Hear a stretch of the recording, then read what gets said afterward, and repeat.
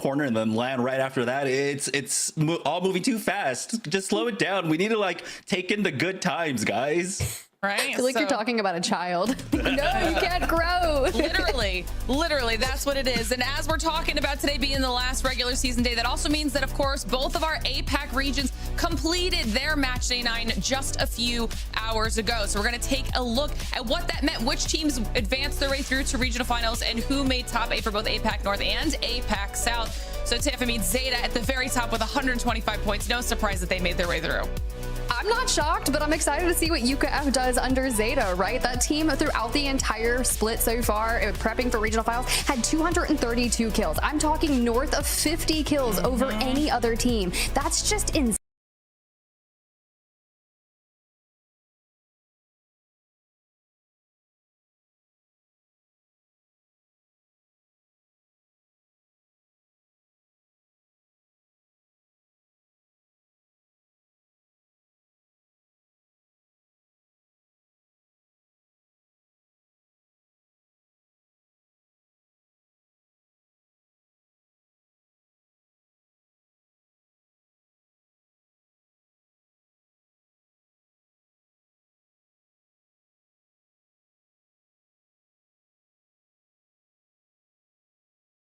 The 4th place spot as well, if not getting the win. So we'll see if they can turn things around and then ultimately get the win once we get to EWC.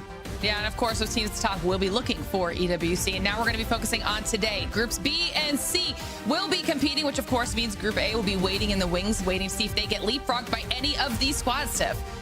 Not them preying on people's downfall. No, literally, you have to if you're Group A, right? You're like, what's gonna happen? I know when we had B versus C last time, it was Aurora at the top, Mega in second, and Alliance in third. Could we see a repeat of that? I'd imagine those teams want to run it back. They absolutely will. And of course, if you're looking at this, the top 8 teams in EMEA will be the ones advancing to EWC, but we're also looking at top 20 right now because we're trying to see who makes their way through to regional finals. And of course, the teams that might be relegated as well. So we have a lot for us to focus on today when we're talking about the teams on all of these various types of bubbles, Jamerson.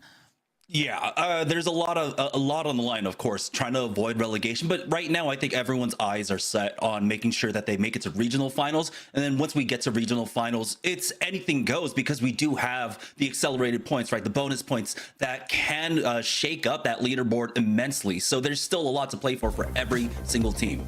100%. If we're talking about these bubble teams, let's start taking a look at the ones that it really could mean the most for. These 6 teams fighting for those last 5 spots. And I do want to point out, if you just saw on the Pro League standings, there are quite a few ties. Well, the tiebreaker is going to be total match score, which means it'll be added up by all of their individual match day scores if we do end up with some sort of a tie situation. But when we take a look at these 6 teams, I mean, lots to talk about here. Specifically, I'm going to start with ECLIPSE because you've got Chaco and you've got Kashera on there. I mean, this is a huge surprise for me that they are even in a bubble team situation. We've got Lane Champs in here, so this is something that's kind of surprising. But let's start looking at some of these other squads as well, Tiff, because there's lots of teams that are going to be battling today. Yeah, there truly is. And I mean, look, Mamma Mia, the Vicious, Jamerson, I cast last week and the Vicious was running into a gauntlet over on Storm Point, just constantly running into Alliance at the start. It's going to make things difficult for this one. Yeah, they don't have to worry about it this time around, but yeah, right now, Mamma Mia versus the Vicious. This is going to be an interesting one. I believe they're not drafted around each other on Storm Point, but when we do get on over to Olympus, that's where they might go to head-to-head. We'll see if that happens. And now, as we can take a look at some of these scores as well, too, there's other squads that we need to be paying attention to, Tiff, because like we mentioned, there's 6 teams. Yeah. One of those other teams is Pixel Lumina. It's going to be tough. It is. I mean, look, they're currently 23rd overall. We're 5 to 6 points outside of that top 20, so we're going to need a really strong performance. When you look at their last performance in B versus C, they got a top 5 overall, right? Match day number 6, day number 8, 10th, and we have a day number 3 and 9th. So we've got a couple of times where we've had pop-off performances, but that 20th and 19th place finish on the day is just not something we can currently afford. So keep your eyes on Trix, Catch, and Billy and see if they're going to be able to throw down another top 5 finish here today. And even then, I'm not sure if it'll be enough. And with heavy hitters in the lobby like Aurora, like Alliance, things are definitely going to get shaken up. 100%, 100%. Now, we got to do a little bit of a thing here when we're talking about these bubble teams. we got to try and give our predictions for which teams we thought were going to be making their way through the regional finals and which teams were not. So we're gonna start with Jamerson here. I want to see what your predictions were for this situation. Yeah, so this is an interesting situation because in EMEA, I think all of our bubble teams have the capacity to move on, but I'm going with ECLIPSE NEEVEPRO to completely lock it in. I think particularly because of their Olympus draft, they're gonna have grow towers, and we know how strong of a drop that can be. That will allow them to just finish off this split strong. But the big issue I have is gonna be Pixel Lumina coming into this one, right? Because like you had mentioned, Tef, right? They had 2 really bad days, the 20th and 19th. But fortunately for them, those were that was in the other group. In this matchup in particular, right? In B versus C, that's where they have had better days. But for them, their best performance so far has been putting on 14 points in this group. And that's kind of what they need just to catch up to Stay Healthy, who is still playing here. It should be enough to make help them outpace Zipline Mafia and Orglis and Hungary, but you just have so many other teams ahead of you on the bubble that are still competing today, where the numbers, I'm a numbers guy, right? It doesn't just quite work out for them. The numbers, what do they mean? All right. I like this. I'm actually surprised by your clip shout, Jamerson, but I do like it. Tiff, I want to see what your predictions were now. Oh God.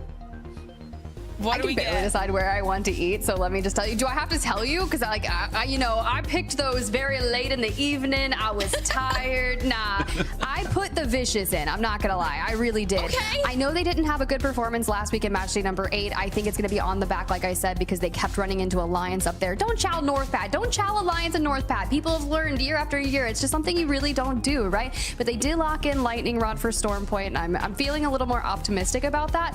I know they're on the bubble. They're currently tied with Mamma Mia, so maybe I'm freaking crazy, but yeah, put me in, coach. I think they can do it. Chaotic, get in there. Get in and get some crazy fights. That's all I want to see. For out, I've got 3 men. I'm not gonna lie. I looked at the leaderboard. You were sitting in 19th place. I don't do numbers, but I feel like 19th place is an absolute curse because there are so many teams that are going to do anything and everything they can to get in the top 20, and who's going to fall out? It's probably them. Okay. I feel like obviously I didn't know your predictions, but mine kind of works with yours. Yeah. When we take a look at mine, because you said the Vicious was in, I said Mamma Mia was in. What?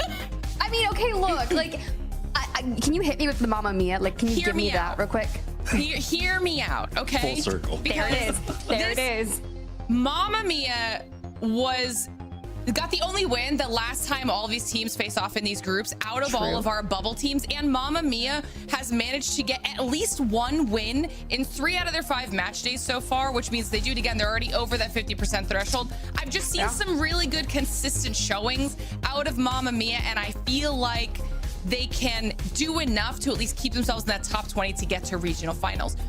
I think also slightly controversial, I said Colonel Node was out on the flip side of things, and I know that they're starting off at a higher spot than Mamma Mia. However, last time B and C faced off, they really struggled, and I feel like they had a strong start to the split and then have just perpetually slowed down from there. So unless they have some massive turnaround today, I'm actually a little bit concerned about what Colonel Nova brings to the table. I see wheels turning. We're gonna have to talk about this when we get through the games and stuff like that.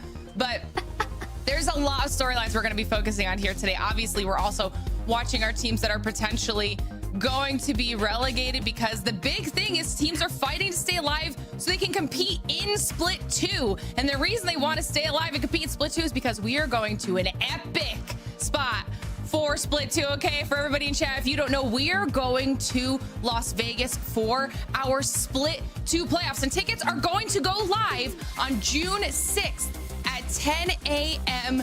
PT. So if you're considering coming to Split 2 playoffs, make sure that you are on top of that. You have to mark your calendars so you can pick up those tickets. However, there's also going to be an opportunity to win some ALGS tickets. So make sure you check our socials and web for all of the latest details on how you can get these tickets, because we are sending you and your squad tickets-wise to our ALGS LAN. Now, it's not going to cover travel and hospitality, but it will cover tickets for you and your squad. So that is 3 event tickets, and you need to get yourself entered. All you have to do is enter your EA email, and you'll be entered for your chance to win. And we also have one more special thing for today. I don't know if you guys saw this on social media. Should be following us. But if you did, we've dropped a riddle, okay?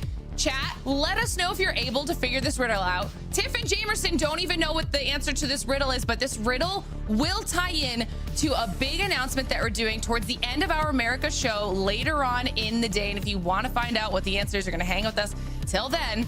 But for now, give us your best guesses. Try and solve this riddle. In the meantime, we'll keep reminding you guys of this riddle and see if you're able to figure it out. For now, I'm going to see if Tiff and Jamerson are able to figure it out as we dive into match number 1. It's time to get the day underway.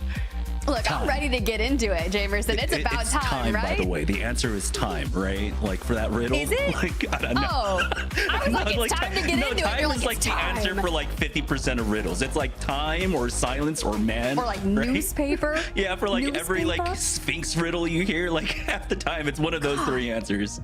I don't know, but I pondered over that riddle for like 30 minutes of my life that I'm never getting back, and I hate being wrong. And I know for a fact that when I was like, I have played Apex Legends since 2019, and you're telling me I can't figure out what this riddle is? Yeah.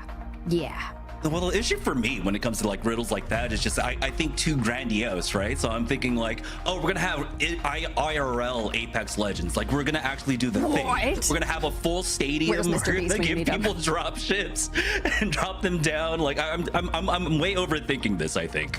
You know what? That's a good content idea. I'd like to see Jumbo potentially do it, or Jayhawk. You never know. They can draft teams. It'll be a good time. But speaking of draft, guys, you're getting the pip right there. We're starting things off on Olympus for our first 3 matches of today. We kind of talked a lot about potential storm point zones and where you were going to see some of our bubble teams go. But for Olympus coming back, this is going to be really interesting. And honestly, Jamerson, I haven't cast Olympus competitively in a minute. So keep your eyes on the Rift. That's where Alliance is going to be. Aurora locks in center map. They've got Hammond Labs. They won B versus C last time. However, Alliance is looking pretty strong in some recent scrims for this group. Yeah, this is an interesting map to go to, especially with the Axel changes and the Trident changes. Well, not the changes of the Trident, but the removal of the Tridents, right? It felt like the Axel came in at the right time. Our teams needed the movement, needed a legend that helped them get around the map. While there's a lot of mobility here on Olympus, the Trident was definitely a feature, not as quite as big of a factor when it comes to something like Storm Point, but Axel, we should see a bigger adoption of it from EMEA. We didn't quite see that like at the beginning when she first released, but we are seeing more and more of it.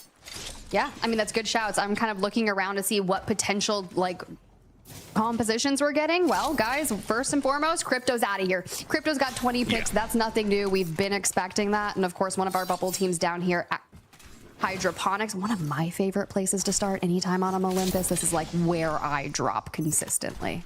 Yeah, Crypto has been that high priority ban for quite some time in map number 1, and I think that has a pretty like big effect across all of our regions, especially for teams that were looking for the early team fights, but also just some of the easier rotates right now. Taking a look at our first ring, we are going to be pulling up towards that northwest side of the map.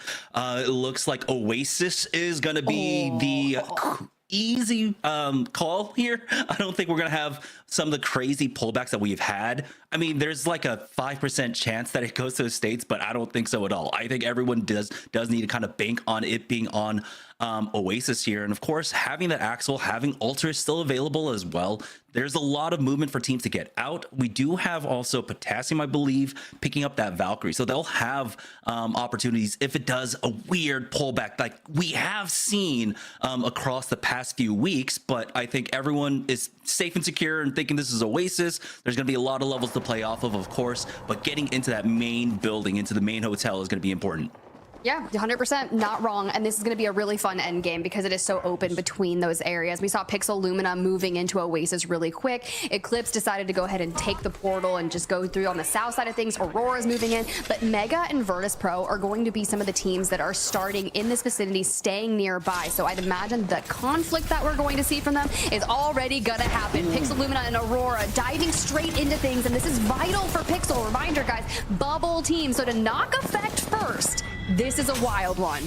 Yeah, Effect going down first is not what you want to see when it comes to the Aurora fight. We know that Aurora have been definitely benefited from Effect getting added on. I don't think Rampart is particularly the legend you want him on. Here for map number 1, Hyarka will end up going down. It's all up to Oire, and it's Aurora to go out first. Dude, you have a rogue member of VP with a longbow chilling, assisting Pixel Lumina there in that fight. What do you mean? Okay, so now they're going to be able to live in this vicinity in which Aurora was trying to lay stakes to. Now, oftentimes we do see a circle that pops back to the backside there, so I think that's a really solid spot to get into, but a lot of teams still hitting the rotation. You talked about Potassium, who has the Valk. Well, they're on the other side of DSK currently. Yeah, they are just getting kind of gatekept here over at Carrier, but again, they're under no pressure. They are on the slower side of the zone, and they can slowly walk their way over towards Oasis right now. They don't have to full commit to this, but with Axel in play, they do have that option to just get on top of them. They don't quite have the team fight, though, with that Caustic. We're not seeing Caustic having as much of a big impact in a lot of these fights, but for DSK, they're a little bit slow on the go, weren't able to make it over to Oasis in time, and that's really unfortunate because they are one of the few teams that are running that Caustic. Yeah, there's 9 total caustics in our lobby, which I think could be really nice for some of these building end games, but when you've got to lock down areas like Hammond Labs or certain end games like that, it'll be difficult. But speaking of, let's go ahead. ForFun Esports on the screen and a door. Next thing I know, I'm thinking about Lace, and she's like, some doors are not meant to be opened, and Henchman falls. ForFun Esports out. And now, let's pick up the homie and get on moving. Yeah, I think right now what we're seeing is a lot of our teams are just getting caught on timing. I mean, Aurora, you saw they rushed their way over towards Oasis in that first fight. They were coming in with white armors. The pace of the game, especially in round number 1, has it picked up so immensely. Alliance here on Blues currently in a fight. Don't know who's on the other side of this one. Aku gets tagged. More nades come in, and it's going to be Aku getting the first knock on to NOVO. We'll see if Alliance can follow this one up, but I think for now they know they can take this one slower. They've got the man advantage. NOVO is, of course, crawling right there by Aku, and it's his go button. Whenever he wants to go in with the Nitro Gates, he can go ahead and send it, but the rest of the squad will go ahead and get out, and so NOVO will be the only person to go down here while Alliance takes control. Yeah, it's going to force HM out into like more of a negative rotate. Looks like they're going to be heading to Solar Array to potentially get NOVO back up, since they're basically body camping them, and Alliance can take a nice rotate straight through Hammond Labs. They can either wrap over towards Estates, or we can go forward in a Turbine. We'll check in with that later. The Vicious tied for 20th with Mamma Mia. We talked about it at the top of the show. Not a strong showing in match day number 8, but here's the deal. That's behind us. We focus forward, and this is a strong way to begin. They're walking in on the northern side of things, and so far no resistance.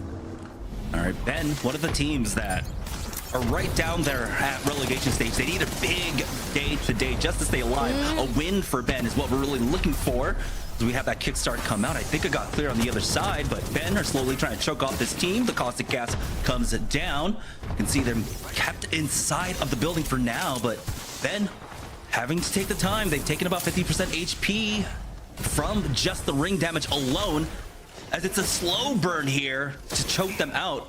And it's the gas that Caustic just really not providing much in this fight other than deterrence at this point, and it honestly might be enough. You can see how low that all of them are dropping just from ring damage, Tiff. Yeah, this is going to be really tough when you've got to fight forward to him, and the Caustic just kind of anchoring down in the building. Check out Arctic, though. We're taking angles from the back, and they keep the resistance straight forward. Ben actually is deciding to disengage from afar, maybe reapproach, maybe look for a nice med kit to get fully back up into it. But we're out of lethal, so there's only so much you can do to try to put that pressure on them. That's what giving a Caustic has for you, right? You can just anchor down inside of buildings, make that resistance so much more difficult. So here we go, and we're focusing on just getting through Face Driver.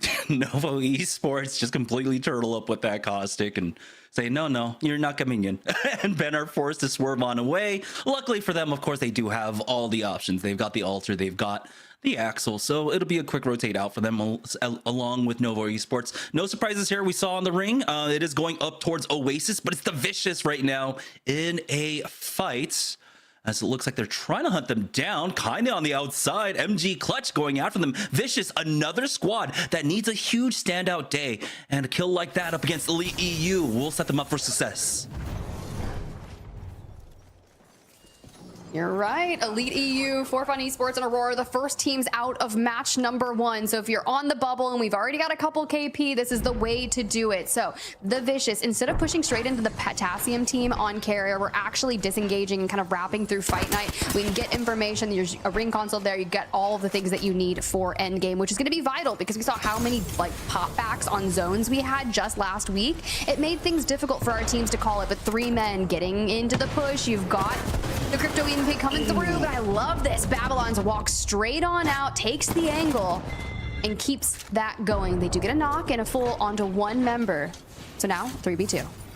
Well, they got to be careful. I think they just got calls that a third party is coming in, and it is going to be Ben, who were able to work their way on over here. We have a pretty big pileup on this south side of the map right now. Ben taking out Havoc Legends, bringing us down to 16 squads here. Round number 2. We're talking about the accelerated pace of the game.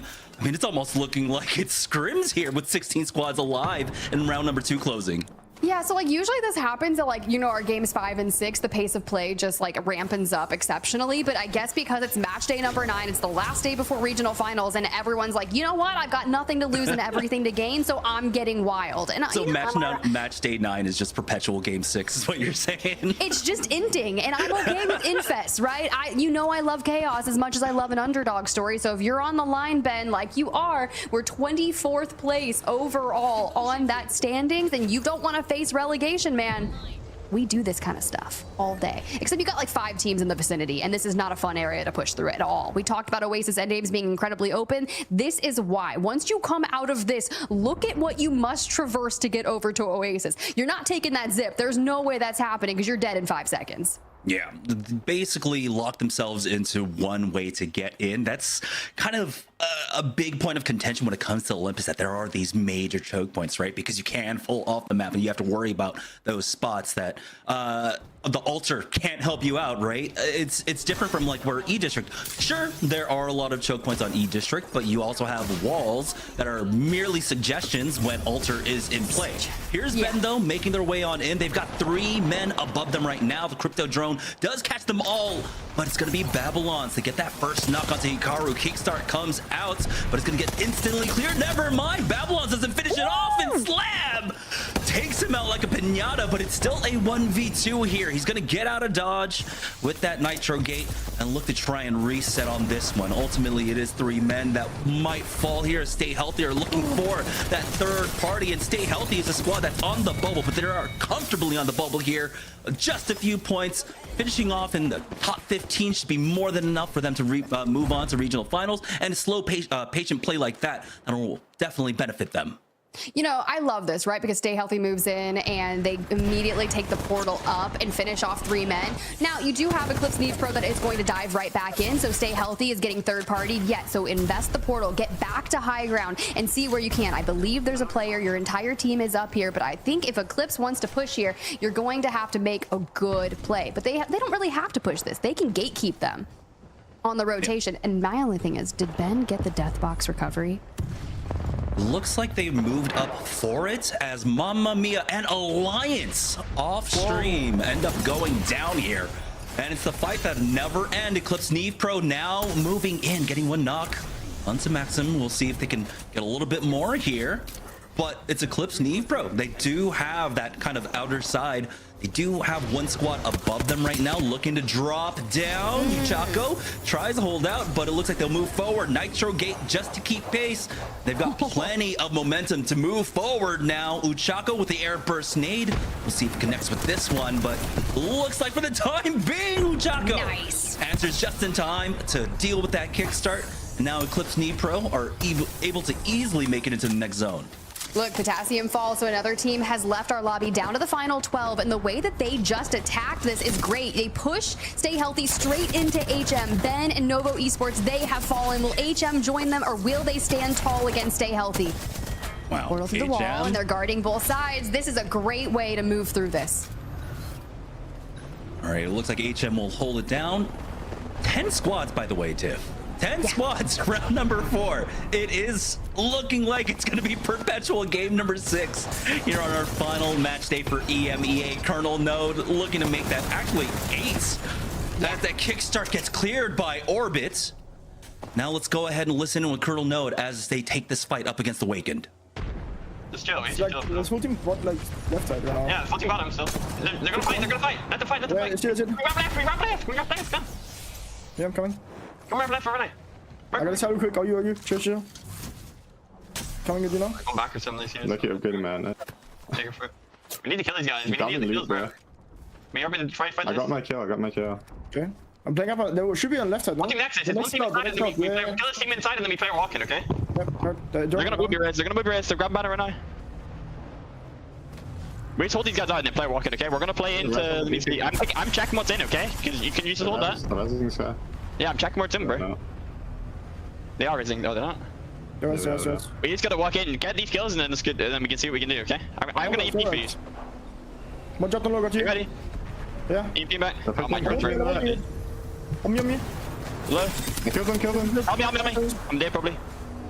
All turn zone. I don't want. Get these kills, get all the kills, get. I killed out, Get my back. Last guy, one thing. Let's go, ready. Walk in, right, walk in left. Top 6 right now. Walk in far left, like, oh, yeah, I mean, Done. I think you're fine. We have lost so many teams there, and Colonel Node not able to hang on. This is what happens, though. The Vicious survives the battle of the bubble and now sets their sights onto Oasis. Virtus Pro will be one of the teams waiting for them there. Pixel Lumina inside the next circle, and HM on your screen holds the south side. Yeah, it was just a game of patience between those three squads, but it was the Vicious basically pulling off now as they walk in. VP laying in waits will clear them out. 12 points now for VP. They'll be able to retake height here, and we're down to 4 squads, Tiff. I mean, this is the crazy part is that this is Oasis. There's plenty of like early buildings to play. We should have been able to have, 15 squads still kind of alive here, maybe still battling things out, but your we're down to 4. But Oasis is pure hell, and this is living up to it. Yes, you could play down below, you could play up above, you could play the back building, you could play the main buildings and share them, but it doesn't happen. These teams want every KP that they can get, and now Eclipse is just running around, poking at everything, and VP is just chilling with these long-range, mid-range weapons and picking people off, longbows, G7 scouts, whatever it is. They are reaping the lobby. They started in the States. It's a quick rotation, and they've just felt the fruition of every engagement. All right, Eclipse, NEEVEPRO, I think left with just one person here in the middle. But for HM, they have excellent position here to play off of Eddie. VP, though, have the opportunity to try and gain a lot of map control, and they are slowly starting to wrestle that ground away from HM on the northern side. HM have, again, plenty of coverage to walk in with this, plenty of map. And it's Pixel Lumina who are actually playing this one the slowest overall on the south side. They're really utilizing the crypto right now. And because all of our teams do have that crypto available, except for Eclipse NEEVEPRO right now, who I believe the crypto did get finished off. No, not It is going to be a slower ending here at the end. Yeah, it might. We could see some pace of play. It's all about waiting for those cooldowns and managing them, but Prestige does go ahead and grab a full onto that. So it's not going to be like a final 3v3 for 3 for every single person. So keeping their space up here on this side of the map is going to be great. You need to find the rest of NEEVEPRO. You've got Pixel Lumina that keeps trying to push into you. And mind you, Pixel Lumina is 23rd overall on the leaderboard. So making it into the top 5 every single time they can is perfect. HM, they're going to feel a little more safe. And they've got at least 3 or 4 kills thus far in match number 1. Still, no ults on check. Curious if we have the kickstart available to open up a fight. Yeah, kickstarts and EMPs. There should be time if you got at least one accelerant. There we go. Getting tossed down. The big thing for VP is that they will have the caustic available for themselves. And the only other team that does have that is Eclipse NEEVEPRO, who are currently just that solo, that one caustic. So it could throw a wrench into things here for VP, but they have the utility to win this one out handily. They just don't have the space right now, as because of the presence of Pixel Lumina, they are kind of forced to play over here to make sure that they don't get walked up on. The altar really does change things. At any point, you can get flanked easily by a Q, and I think that is the big thing. Pixel Lumina is down there in the lower floor, ready to queue on up at any point, and so HM are able to utilize that to gain map control right now here for the final circle. Yeah, they've got the entire western side. They're able to play back on that kind of hedge line. We do find the last remaining player there from ECLIPSE NEEVEPRO, so it's down to the final 3, and they are all full teams. Immediately, though, Zod gets his shields ripped off him, has to focus on getting that back up. Kickstart is available, but we're just gonna hold angles here because we don't need to do anything. The remaining 2 teams are going to be on opposite sides of them. Yeah, again, that constant threat for VP, having to deal with Pixel Lumina right underneath them. And I think HM are also aware of that as well. But it's just VP waiting to see when this queue up comes. Here's the first EMP. Pixel Lumina drops on in, but it's VP easily clearing them up. Taskmaster needs that armor swap for himself, and HM now come in for that third party. And it was just unfortunate. HM bide their time, will finish them off and get the first win of the day. That's insane. That's absolutely, like, the fact that they immediately just get up there, get eviscerated by VP, and HM knows exactly what they need to do. You're waiting for the other 2 teams to engage, and you swarm in. That's the clean way to play this. So Zod, Fuda, and NOVO. It may have been a little bit of a stressful start, considering we did see them get into some early game fights, have NOVO go down. We have to prioritize getting him back, and that is tough. But they do it, they hold on, they get the placement points, and a stellar win. Yeah, fantastic finish there. Again, really unfortunate for VP, who were doing a great job throughout this entire match, right? They were picking up kills throughout every single phase, the early, mid, and even there in the late game, getting that last team wipe ultimately. But having a team right underneath you when Alter is still in play, and she will still be in play in the next match as well here. So that's going to be an interesting thing as we move on with this series.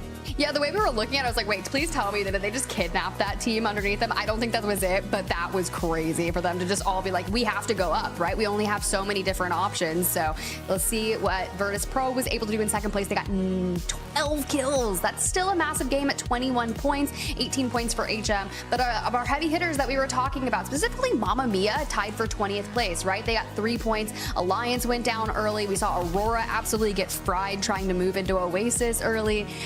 That's how we're starting our day, Jamerson. We're in for a treat. Yeah, again, I mean, Aurora don't need to do much to be at the top of the leaderboard here, right? Yes. Because they started themselves off extremely well. They have like an 8-point lead over VP right now, but with VP getting this second place finish along with the 12 kill points, it looks like first place might be in contention here at the end of the split. Ooh. I like that. I mean, I talk about, like you just mentioned, Tiff, kind of like a crazy way to start the day off. We are looking at the second page of our standings. Yes. And we have the big story then that we've been threading throughout the entire split. Both of our teams are on there. Aurora down there in the very last place with an unfortunate start to match number 1. And then Alliance down there as well. And I kind of want to talk about this a little bit because this is a rivalry, Jamerson, that we have been talking about all split long, heading into the split, throughout the split, seeing what the roster change was going to do for both of these teams. And you had said in the very first match day with me and Tiff that with the roster change, in your opinion, make Alliance a little bit now more even kind of with everybody, not necessarily weaker, just no longer the same juggernauts that they were prior to this split. And I feel like now we're seeing that play out just a little bit. It's not that they're bad by any means, but they're definitely not at the tippy top anymore. It was definitely for me that they needed a lot more time with Aku, right? I mean, when you look at what Unlucky and Effect were able to do, I say that because a lot of the times they were able to just take so many 2v3s that resulted in them basically winning half the match days throughout Split 1 and Split 2 of last year, by the way. They were winning half their match days and they're doing them in fantastic fashion. This time around, unless Alliance gets a win today, they'll only end up this split with only 1 match win, so it's not quite there yet. Effect moving forward with Aurora, we're seeing that they are now the beneficiaries of that kind of consistency with him. And you know, I think it's still going to be time. It's still going to take time. Aqua and Unlucky should be able to build up that synergy. We'll see if they can do it before the rank changes come in, because that's my big question, is like how much more practice can Aqua and Unlucky get in before the rank changes come out? Because I know that they've been grinding together, and really it's that synergy between these two players that is going to be super important. When we saw Unlucky and Effect fighting, again, they were the 2v3 gods. It seemed like every time we went over to their feeds, the fight was already over, because you'd have a crazy air burst nade from Unlucky. Effect is able to just walk every other team down, and we don't see that confidence quite yet, but it is building. We are seeing Aku and Unlucky starting to play bigger together, but we'll see. They have another split after this one. I think for the kind of high heights that we have for Alliance, we will see that eventually come to play. I think it's gonna be closer towards the end of split 2. The bigger issue is that we have a lot of changes this map around, right? Storm Point was a huge sticking point for Alliance. They performed extremely well in split 1 and split 2 of last year. They're not having the same kind of performance on it. With the Trident changes, with the contests that are happening for them up top, it's been making it a little bit difficult for themselves now. I think today, when we do go over towards Storm Point, even though we do have the Trident removed, we still have Axel here that'll allow them to move around the map extremely well. But they'll be able to play at more of their own pace, where they're able to hit every cheese, get every scan, get themselves up to purples, and easily make it into a lot of these final end zones. So I think Alliance will start coming into form once we get over towards Storm Point. Heck yeah. Heck yeah. What we just saw there, guys, by the way, was match day in 8 last week. It was their first game on Storm Point, and they were taking a fight. Yeah. And what you're missing in a lot of that is the comms that we hear during the listen and when we're watching Alliance. They're taking that fight. They wipe Heaven or Icon. But immediately, you talk about timing, Jamerson. They're not expecting Pixel Lumina to be rotating in right there. And while they need to be fighting to get into Cito, they get absolutely slammed from the side just based off that right fight that they had just taken. So really tough for them, but I think it's a timing thing. And we were running Conduit based on the contest they had from the Vicious off the start of things. So will Storm Point look better for them here today when they don't have that going on and you have the Vicious going Lightning Rod? God, I hope so, because we need some points. And you know, I was going to make a nice reference at the start of it when you were talking about Aku and losing Effect. But guys, I'm a F1 noob. You guys know what Mercedes did, right? They got Kimi Antonelli and they made an investment in that little nugget. And you know what he's doing right now? You know what he's doing right now? He's winning. He's crushing it. So will Aku do the same thing for Alliance? Maybe. I hope so. I hope he has the Mercedes effect. Either way, both of these teams are still finding themselves in a fantastic spot when it comes to our overall. We'll just have to see what they're able to do today to really solidify that, especially looking towards regional finals and EWC after that. But for now, we're going to get back into the action. Match number 2 is ready. Crypto is banned. Let's see how match number 2 goes.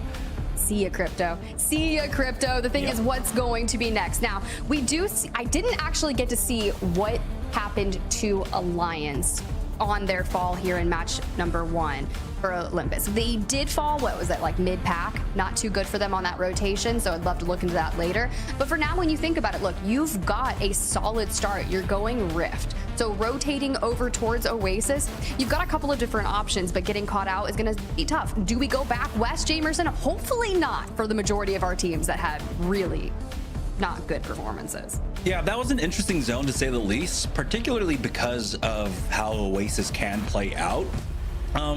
I think with the third-party timing when it comes to Axel being involved in a lot of these compositions, really did throw a spanner in the works for a lot of our squads. They're still getting used to these third-party timings. Again, an Axel squad can be on your head in a blink of a second, right? It's just right there. They'll be right on top of you. So you have to be careful in how you take these fights. You got to make sure you start it off in a 2v3. You get the first knock and then you can go for it.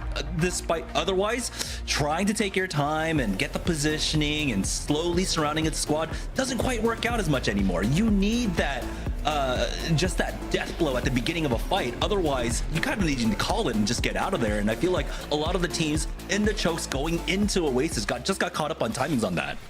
Yeah, and it's going to keep happening, but it's a good thing that we keep on learning to see what is going to happen ahead of EWC that is on the mix, but you've got to get there. And for HM, that was a really great performance to kind of lend into keeping themselves inside the top 20. It's only going to take a couple of maps to really secure your slot up there. And I think with the start that we've had for them, this could potentially be enough if they can run another game just like it. Yeah, 18 points for HM. Very nice start of the day at the very least for themselves right now. Looking at where this is going, this is actually going to be a pretty easy rotate for HM, but we're seeing some early movement out from a lot of other squads. So it looks like HM aren't in too much of a hurry actually for this zone, despite it pulling down towards the southeast side. You can see, yeah, it's going over towards Summers here. So they're going to allow a lot of other teams to actually get ahead of them in terms of rotations. You can see Alliance utilizing the Rift portals to get closer in as well, and that's going to situate them right behind Aurora. But you can see now the time is coming out for a lot of our other squads. ECLIPSE, NEEVEPRO also playing this one a little bit slow, coming out from Grow Towers here, might get cut off by Stay Healthy as everyone's trying to get into the center zone. And it's all about the teams that are potentially facing relegation or looking to get into the regional finals that are already down near Summers, right? Because when you have Grow Towers, that's such a powerful position. You can just loot up insanely quick and drop down.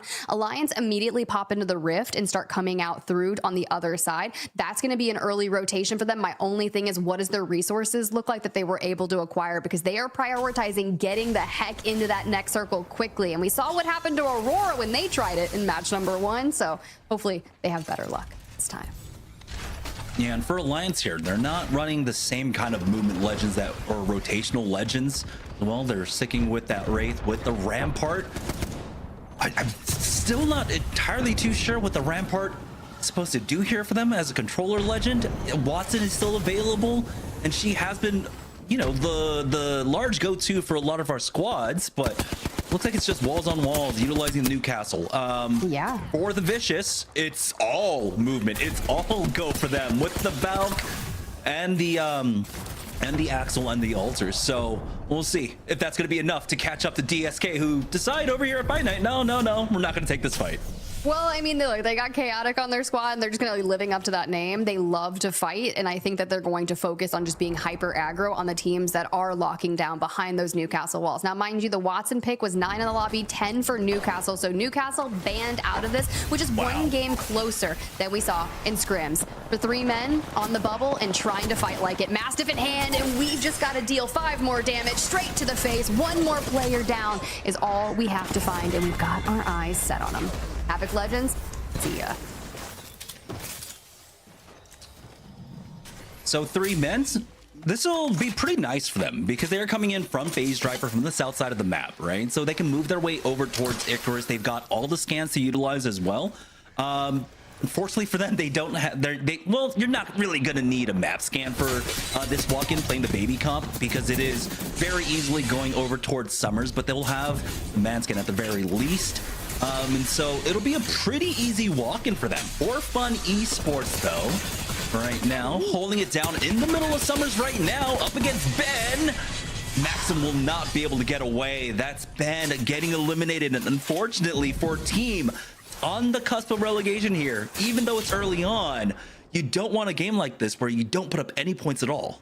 Yeah, it's still not an incredibly strong start for them by any means, but last time they were in B versus C, they finished 12th on the day, and you can't afford a performance like that. We need like a top 5 for them. But for the Vicious, who are focusing on just getting a lot of those fights, you're finding yourself with the back on the ring. Potassium on the other side. You can see K-Swinny making a play right there, and Chaotic is hunting him down, swings around, lights it up, but we just need to put the finishing touches. We're dancing around Arc Stars, which is why the Nitro Gates are going to be so important for them to be able to kind of flip and fly around this. Now, do we chase the remaining members of Potassium? Because it seems like the Vicious are still incredibly hungry.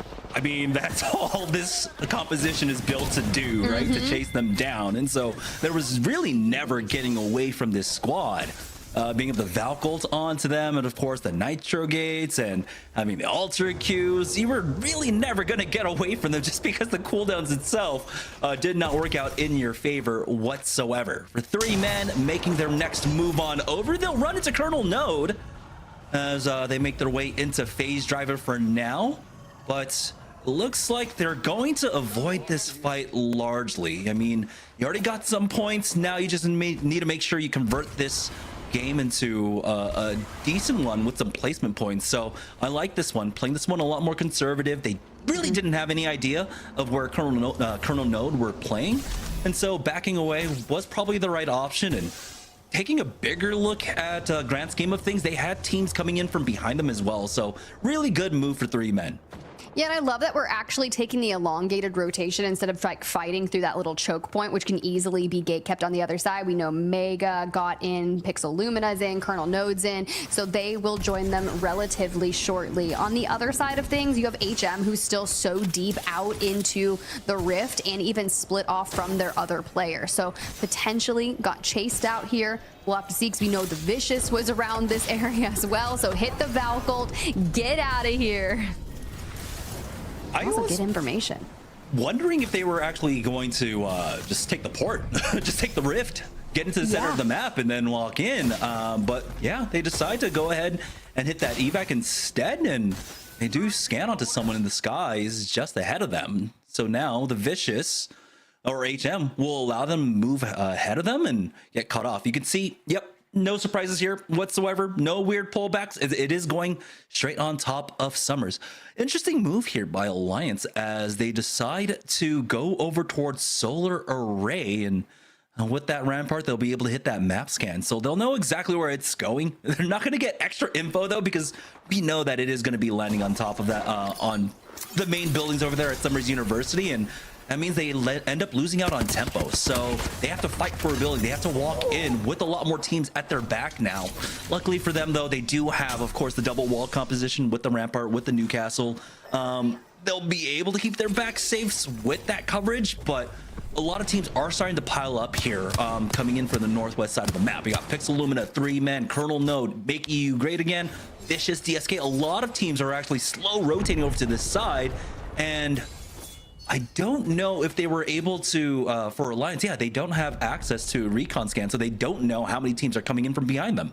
Oh boy, this is gonna be really interesting. So Colonel Node's on like a hyper aggro comp, and they've got Mega, who literally just rotated deeper in to take a high ground for them, and they're gonna run straight into them. But Kiner falls first. Zedon in the sky, being clipped. His wings are gone, and Mega's out. Now Mega got second place overall on B versus C last match day. They were when it was B versus C, but they had Nasky at that point. They bring in Zedon. We broke it all down on the match day number 8, and it was a crazy performance out of them. They're looking really solid together, right? It's a reunite.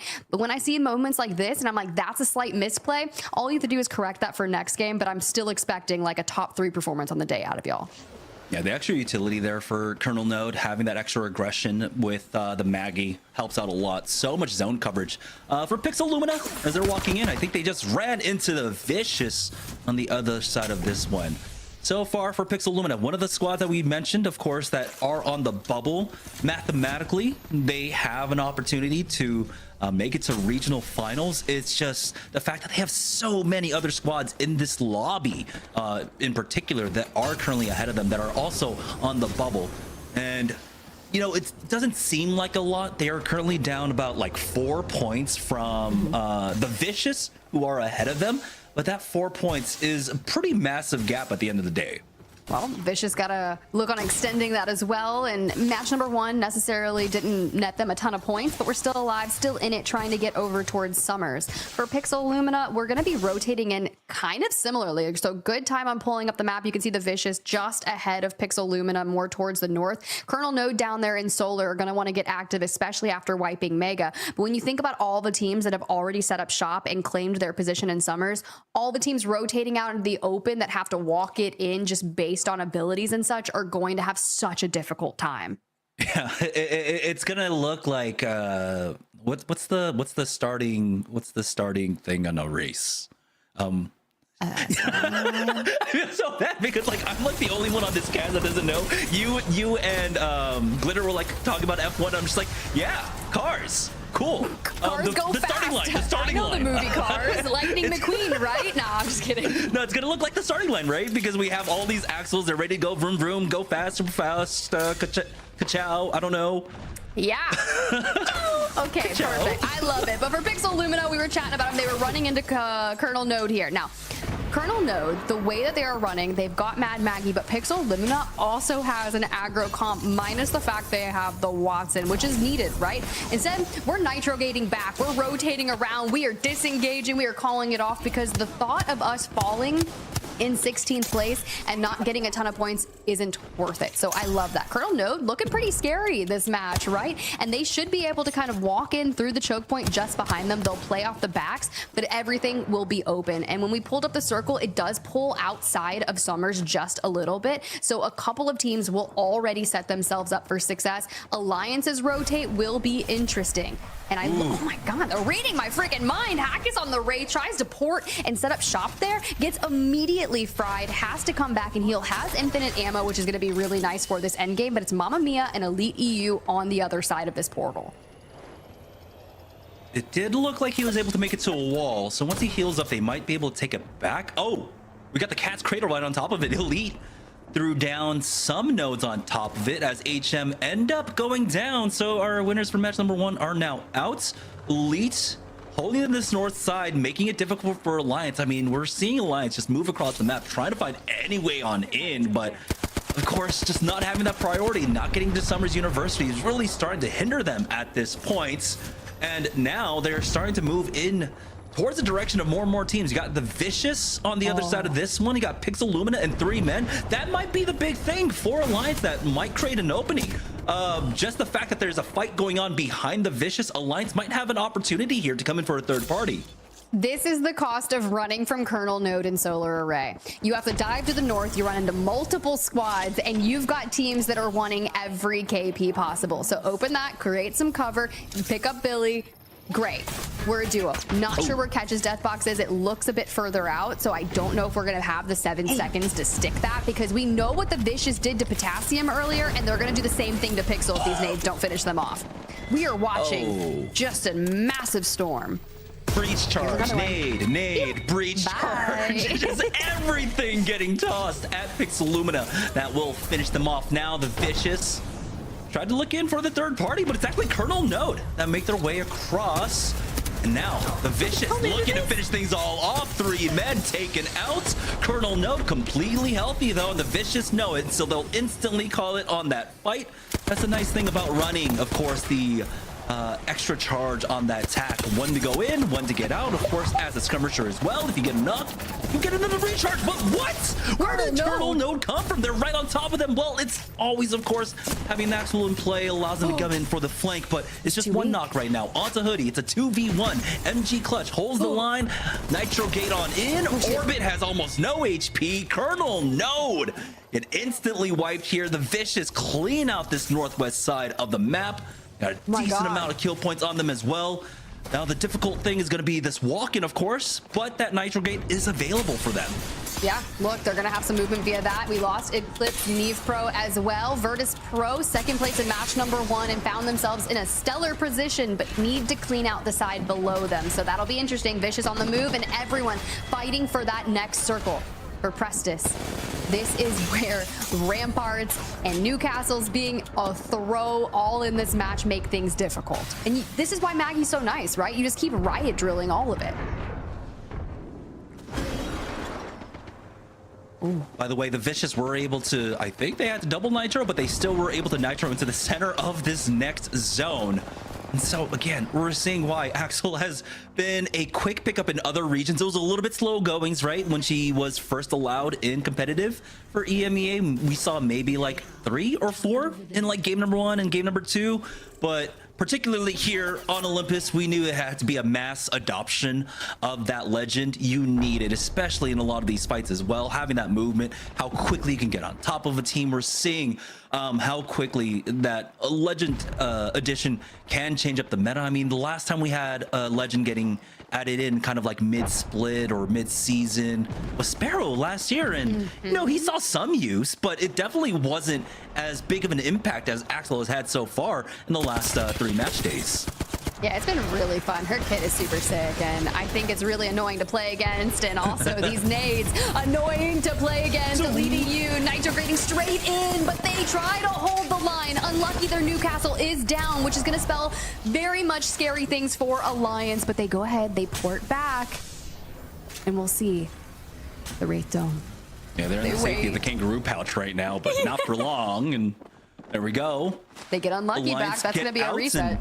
Yeah, they don't take the ports to chase after them. Elite really don't need to. They have full control over here. And they can slowly walk in with this one. Elite have a really good read on what's going on in this map. They know that they forced a lot of teams out on the north side. They know that the big pileup is happening there on the western edge. And so they don't have to chase after this. For NOVO Esports, though, they're one of the teams caught up in this big scramble. And they will get finished off. We have about 8 teams stacked on top of each other on this little corner of Summers University right now, and it's all about to come to a head. And it is. For Elite EU and Alliance, this is almost a brawl for win condition. But instead, Alliance get third-partied by Awakened, who hone the most side of the map. So back to the chaos, back to all the teams standing on each other. The portals come through, and Mamma Mia, you just have to focus one fight at a time. If they pop up in front of you, you cut them down, and that's the Vicious. Now, this is one of the best fights here, because if you're tied for points on that series overview, this is the best way to ensure that you're the one that comes out on top. 8 squads remain here, and 6 of them are stacked on top of each other, essentially. Actually, Elite EU decide to get involved in this. They want the kill points. I mean, I can see why. They have so much time to work with, and they can just go ahead and back away, of course, with the Nitrogate at any point. That's the nice thing about the Axle. You don't have to full commit to a fight. Whenever you want, you have that go button to get out of here, but the kill points could have been massive for them. Unfortunately, it looks like with Alter still in play, they're not going to be able to pick that up quite yet. Black Venom on the other side of this one. On the stairs there is Kaina and Elite EU. Just use this opportunity to loot up. Nades coming out now, putting themselves in a corner. They've got double Nitrogates to get out, though. But look at how the layers, the Watson fences, and it's Awakened down there closest to us with Phoenix, Micey, and Cracked. They are doing this such a smart fight. They're playing the long game. They're playing for the win. Let those kills come at the end, and everyone else collapse upon each other for fun. With that ultimate high ground, they'll have to drop down at some point, which could cost them based on the timing. I love that Elite EU and DSK kind of hold the line for the rotation, especially on the slow side. Yeah, The it's sky that we go. awkward situation that VP found themselves in again, right? Because of the multiple layers, and with the altars in play, a lot of teams are kind of at a standstill where they can't really move because at any point they could get flanked. VP, speaking of, not running the altars themselves, just have to brute force their way through this one. Mamma Mia gets taken out. Taskmaster will get picked up as well. They've got plenty walls to play off of that, as the Sheila for VP keeps them alive for now, getting a knock onto Staga. DSK tries to walk this one in, but VP are able to stabilize off of that one, maybe even pick up 3 kill points for themselves. We're now down almost to 4 squads here, as ForFun Esports are looking for the third party. Yeah, DSK kind of signed their death warrant moving into Awakened, because Awakened pushed off and then went straight into VP for fun. After that Valk ult, they had a large majority of space, but VP staying alive has been such a nuisance for absolutely everyone. Instead, Awakened full sends in and takes L-Stars towards the face, a riot drill to try and stave it off. Micey 1v1 against Prestus, who's 5 HP to Dream, and he holds it. Awakened falls down to the top 3. Oh boy, and he's able to come in for the third party, but no, VP ends up going down in third. It's ForFun Esports versus Elite EU, and ForFun Esports has been setting up this fight for a while. They already got a knock early on onto Elite EU. Is an easy cleanup for them, and ForFun Esports will be your winner of match number 2.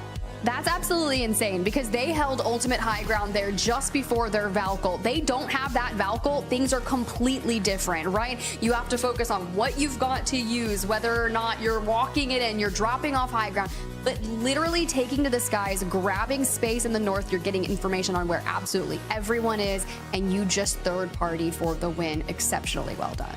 Yeah, I will say though, that kind of opportunity was left open for them, because Elite EU, we saw them when we still had about 6, 7 squads still alive. They decided, hey, we want to get some of these kills, and so they got super deep into that zone when they could have played it a lot slower. They could have played the edge of the zone. They could have, of course, just controlled that. They would have given up maybe 2, 3 kill points throughout all of that, but at the end of the day, when you're in the top 5 situation, every placement point basically accounts at least a half squad wipe. So kind of missed out on that opportunity for Elite EU, because they did have the game-winning position earlier on. They just ended up giving it away for a bigger game potential.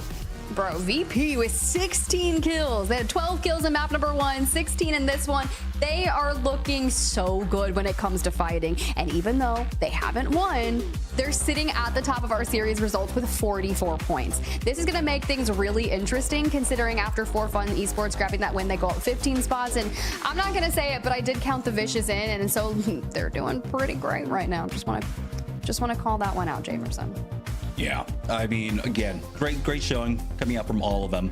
But we do also have, of course, the multi-view, still in beta right now, but of course a large thing that the community has been calling for a really long time. You can choose so many different perspectives, whatever your favorite team is, comms, everything. So make sure you go over to algs.ea.com to set up your multi-view. You can even draw on the screen along the way, which is nice and helpful. If you want to use the map screen, try to do your own telestrator situation. We have a lot of our own talent do here, but yeah, I'm so glad that we have that addition of the multi-view. Yeah, and you can use it for APAC now. It's like, you got all the regions, baby. You can watch it your way, especially if you are keeping tabs with S8UL, if you're keeping tabs with Zeta. There's so much Apex to happen, and I can't wait to see what's going to happen for EWC LAN. But of course, we still have a regular season and regional finals to get to. All that more to come after this break.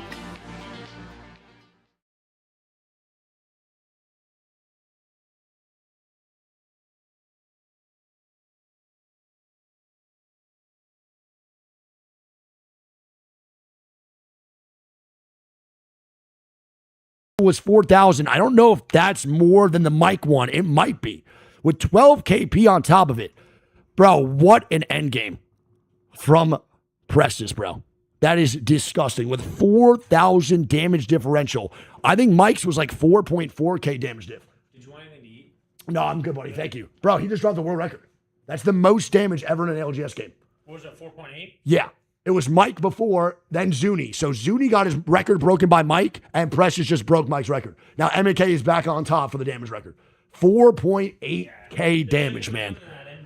Unfucking believable, bro. Unbelievable. Game 2 now done. Overall scores look like this. I am mind blown. Holy moly. That is going to be Virtus Pro first place with 23 points. That can't be true. That's 23 in game 2. 44 points now, of an 18-point gap between them and second. Brother, this is big time. If they have another good game 3 and the rest of the lobby does not catch up, they're going to be in for a hell of a set and an easy walk to W and taking a first place. ForFun in third with a massive bounce back, bro. They had 0 points going to this one, and that's a first place with 7KP. 19 of their 19 points comes from game number 2. It's going to be HM in 4th, Awaken in 5th, Eclipse in 6th. Then it goes Elite in 7th, Pixel 8th, Mamma Mia 9th, and Colonel Node in 10th. And we saw the legend band here. Brother. Dude. Look at this. Newcastle, game 2.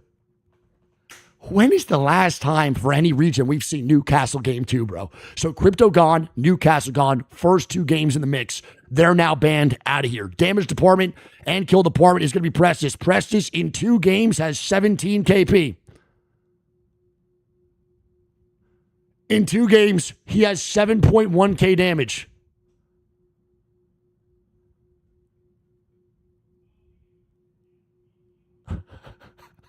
He has 7,000 damage in 2 games.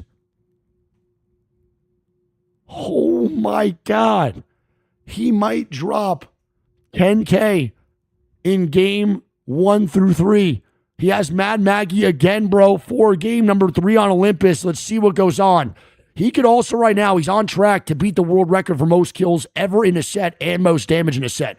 He just broke a world record on most damage ever in a game. Shout out Prestis. Go give him his flowers over on Twitter. Follow that man. Follow that man. We'll lock on in here. Game number 3 in a little bit. My goodness, bro. And while we're here, dude, let's get a little shave going on here, huh, man? Shout out to Phillips Relco One Blade 360. Senta, fica.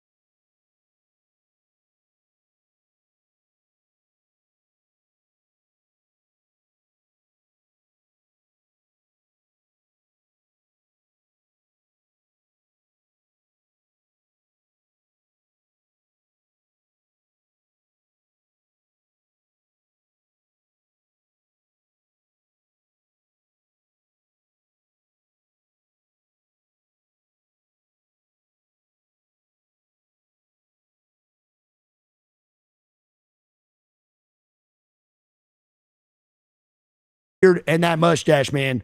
Or you could just shave clean like I just did. And low-key, bro, I kind of like the way I feel. I'm going to be touching my face a lot in the next hour and a half. I haven't felt this in a while. Even though I look 14 years younger, I probably am still bad at Apex, which sucks. All good. Here we go, man. Game number 3. Let's see. All right, what's the guess here? Does VP have another good game? Press 1 if you think yes. Press 2 if you think no. What are you thinking, man?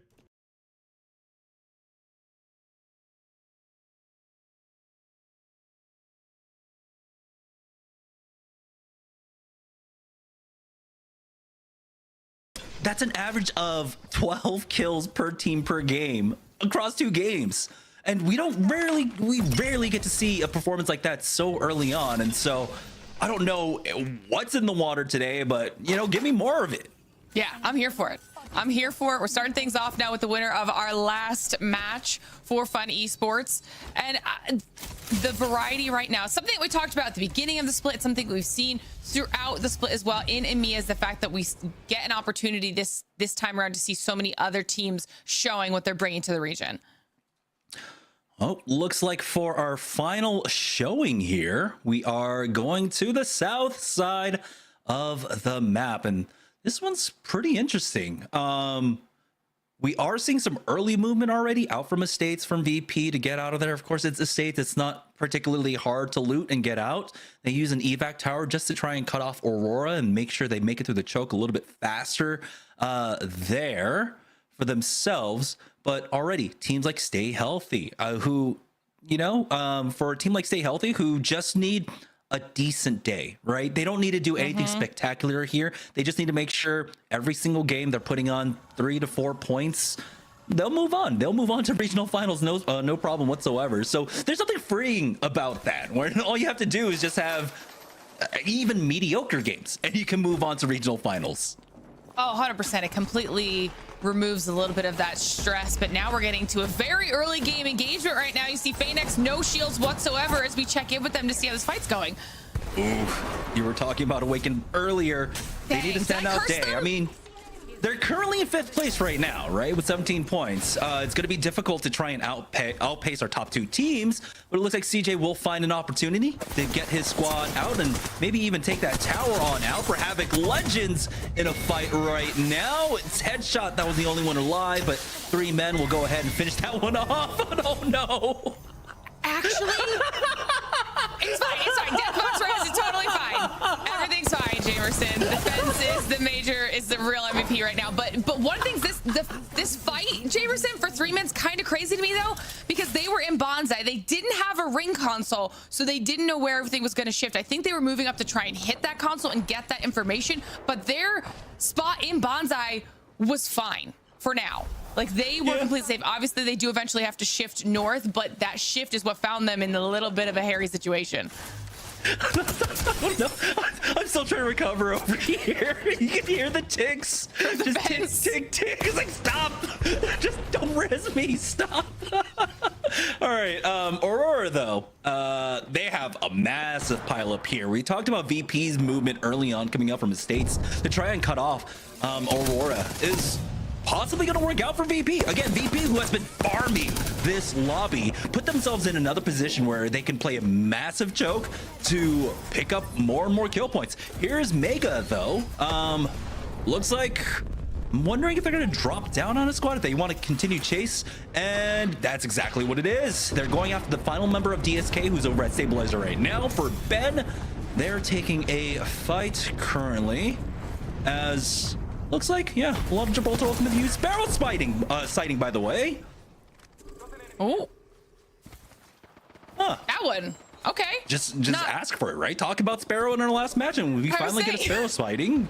The only one. I mean, I feel like we haven't really seen too many Sparrows outside of like match day 1, where EMEA we're trying to figure out what the hell's going on in the meta.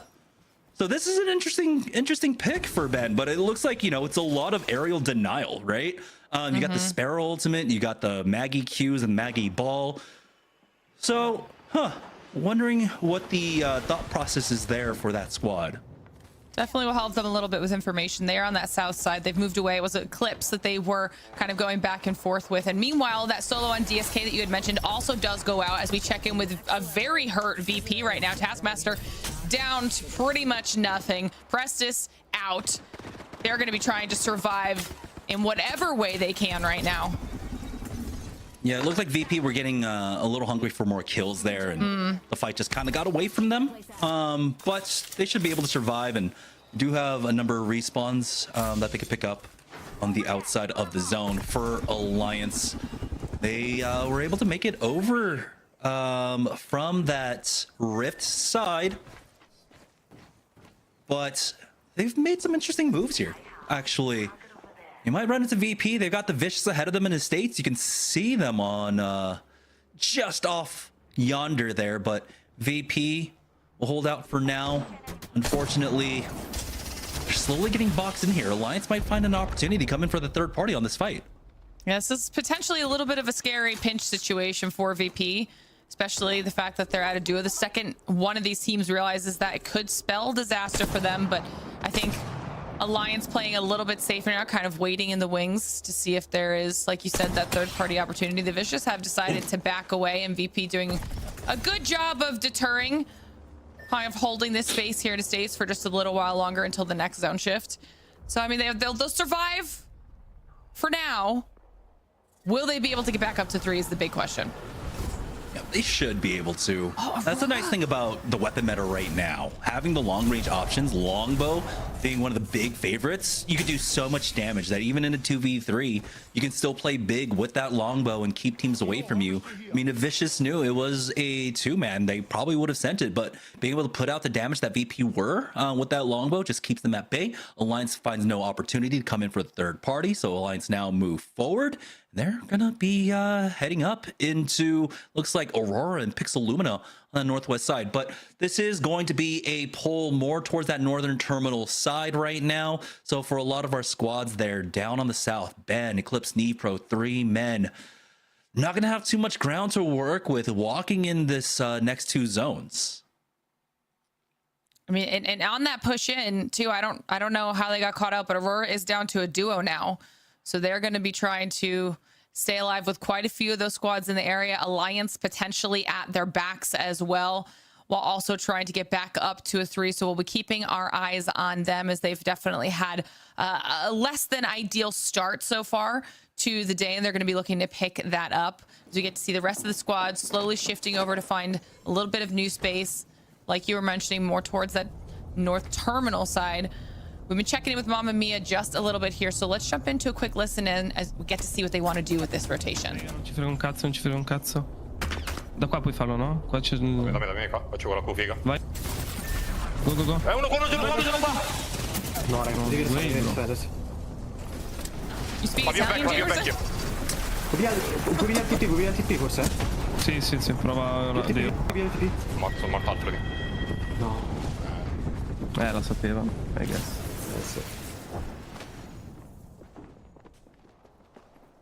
Jamerson, that was just a bit tough. I think we jumped in and maybe gave them a bit of bad luck, because as soon as they peek over the rock, it would just spell disaster for them. Forced the bubble instantly, and there was just no way to find any safety. Yeah, it's just the blind rotates. Sure, Alter is still in play, but you don't have that crypto. You don't have that drone to go out and scout. And unfortunately for Mamma Mia, you know, started off, it sounded great, the Italian in our ears, and then it went to Pompeii. It was basically a disaster for them immediately upon taking that Alter Q, and they knew instantly.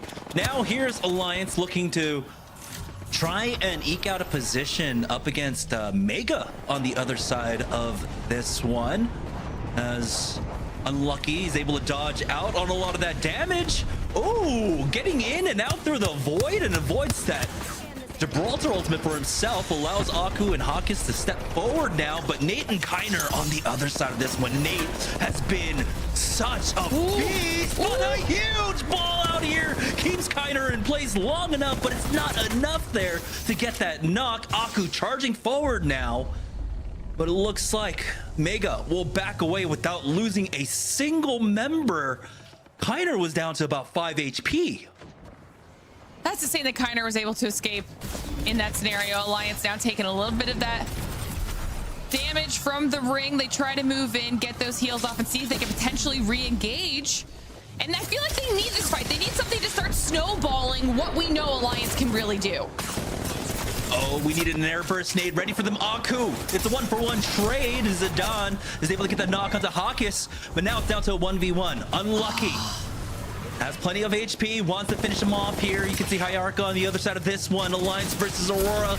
Unlucky's gonna go ahead and back away, take that height, and just get that res. Third party comes in. Pixel Lumina, great timing there. But unfortunately, it's the fourth party. Another angle there. No, it's not even is it a fourth? It is. Yeah. Oh, this is rough. Aurora heard the chaos. They're just taking shots from a distance. They haven't really moved in too closely. Pixel Lumina smelled some blood in the water. They also tried to move in, and this has kind of caused a little bit of a standstill. Everyone has taken a second. Alliance might try to reset inside the ring right now to There's at least get... Oh, okay. Just enough time for these syringes to keep them alive. And yeah, the Q keeps them alive. They get into zone, but their position has been given up. They know they are there. Aurora keeping eyes on it for now. And Alliance, unfortunately, have the zone closing in on them. They won't even have an opportunity to try and go for an evac at this point because Aurora have just free reign on this side of the zone. Q in, and it looked like they were looking for that Valk ultimate, but again, Aurora have no pressure on them whatsoever. They can apply all the pressure onto Alliance here, and it's just the slow burn, slow war of attrition up against Aurora here. They are leapfrogging closer and closer though with these Qs, but you can see that they're just running out of time. They're running out of meds. One last syringe here for Unlucky. He's going to go for a Hail Mary play into the building, but ForFun's on the other side. You got to stay quiet, Unlucky. No way that they were able to just take inch, but is in here, and you can see that they are looking Alliance's way, and they find themselves in yet another tight spot. VP eliminated in the kill feed, and now we're checking in with ECLIPSE as they are finding themselves in the back and forth here to clean up some of this KP. Oh no, Francis goes down. They're trying to clear this out. There's another knock as the Vicious now in a 1v2 up against Pixel Lumina. They'll get taken out. This is massive for Pixel Lumina. Our team on the bottom of the bubble here for this group need a massive day. For Aurora, they are still on the hunt to look and finish off Alliance. There's one more player down for them. We're down to 9 squads here, 24 players remaining as this ring ends up pulling away from Terminal and goes towards that northeast side of the zone. Currently, it's Elite EU that have full control over it once again. We'll see if they give up their spot, but I don't think they do. They have a building, they're in zone. Now they have their back cleared as well. This is a great spot for them to finish things off and kind of rectify the small mistakes that they made in match number 2 to secure a win here in match number 3. You know, Terminal has been really messy for a lot of these squads, but you could see there on the mini-map that Solo on Alliance did manage to make their way over to the Crafter, so we could see an Alliance reset here, throw down that Moby, get them back in, and get the trio back up. That would be super helpful for them as they're trying to get just some more points on the board. Meanwhile, Ben down to a duo. Trying to see if they can maybe win in a fight here against Colonel Node, who are also down to a duo. Ooh. Oh, and they run straight in and instantly get down to Solo. The Wrecking Balls, though, Jamerson, are putting in so much work for our teams here today. Oh boy. He's got to be careful. He's the only one up for his squad right now. The ring comes on in. Yeah. Ben get eliminated. And despite that wrecking ball, it was enough. Pixel Lumina right now, though, throwing everything at this fight right now. They got them backed up into a corner. It's all up to Tricks. And oh my goodness, 3 men just hole up in that corner to keep themselves alive. ForFun Esports trying to take this fight up against Aurora right now. Effect moves into the corner here, and Sinez tries to slide on in. But ForFun Esports, they just have the positioning here to finish things all off. Elite EU look to come in for the third party, only sending 2 members out right now, not allowing them to go for the reset. But Tyler gets the bubble down, should be able to get the res. Alter Q out, Cats in the cradle, just to make sure they don't get through. And it looks like ForFun Esports will be able to stabilize here. 3 men end up getting eliminated as HM drop on top of them. ForFun Esports, they're not out of it quite yet. They're still looking for another time to stabilize here. Bubble out here for Tyler, and it looks like ForFun will be able to get that res, as Elite EU just did not have the firepower to finish them off. Honestly, ForFun's been holding that space down really well. Colonel does get some really nice KP on the board, completely uncontested on the southern side of things, while all of the chaos was happening up north. So it's going to be huge for HM. Elite EU is backed off one more time into the safety of the next ring, allowing ForFun to get a full reset with all of those bins that they're, all those loot boxes at their disposal as well, to kind of get themselves back up healthy, reset and looted. And now they've moved finally away from terminal, and we'll try to look for a little bit of cover out in the open. Yeah, this is going to be interesting. We have 3 different compositions heading into this final end game between HM, Elite, and ForFun. But ultimately, it might be the utility that ForFun Esports have. Having the Gibraltar, the bubble, along with the defensive bombardment might be enough. There's some knocks onto Zod as HM ends up getting eliminated. So it comes down to a clean 3v3. Elite EU versus ForFun Esports. ForFun do have the ring to the back right now, kind of backs away with that first Nitro gate. That's only 1 defensive bombardment out. We'll see if they can get a little bit closer. You can see that henchman gets a lot of value off that pylon, kind of looks from the angle, gets a lot of damage off Tyler, and swings right on in. They're backed up into a corner, forcing out that bubble, but the Nitro gate there to throw the reverse Uno onto them. As now Elite EU, they've got the man advantage. They're looking to finish things all off, and Elite EU do learn from that last game. They'll come back here in match number 3 to close things out here on Olympus to get the win. Really, really strong final fight there on behalf of Elite EU.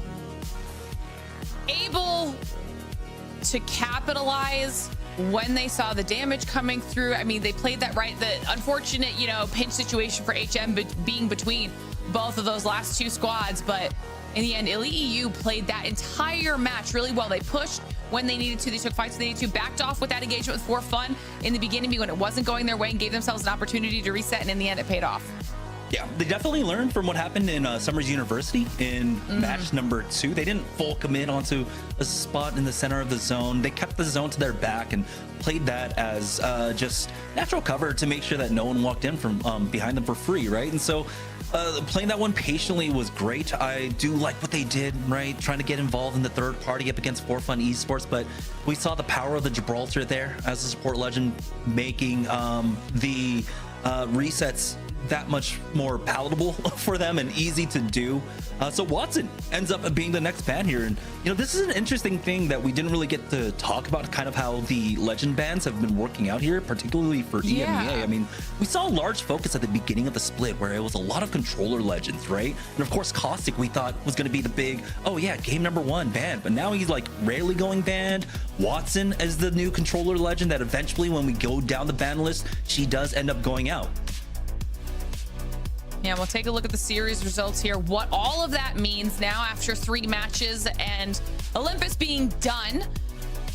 VP still holding on to the top spot, but you can see that teams are starting to shift around after getting some more points on the board. HM does jump up into that 2nd place spot, not too far behind VP, with a few more shifts throughout.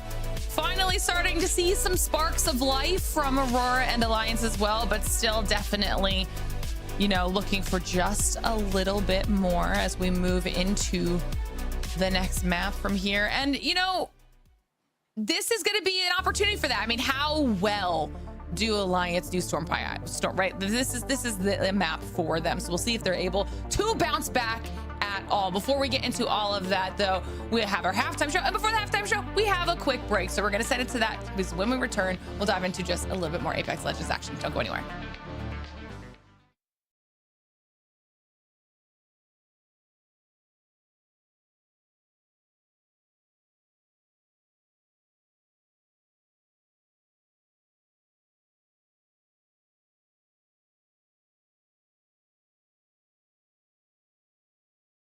not good. This is bad. I would say for Storm Point, we might see teams get hyper aggressive, courtesy of Newcastle and Watson going away. I mean, maybe Rampart now, that Greek was saying, will come into the mix for 4, 5, and 6 because there's really no other option than Gibraltar Rampart to really stay alive inside the zone. I mean, Valk, Gibraltar Rampart doesn't sound like a bad comp. Catalyst might be played in some ways, but you can now rock Alter Axel. You can now rock, Axel Valk, Alter Valk. It just depends what you want to do. Maybe some Seer comes in the mix alongside the Mad Maggie.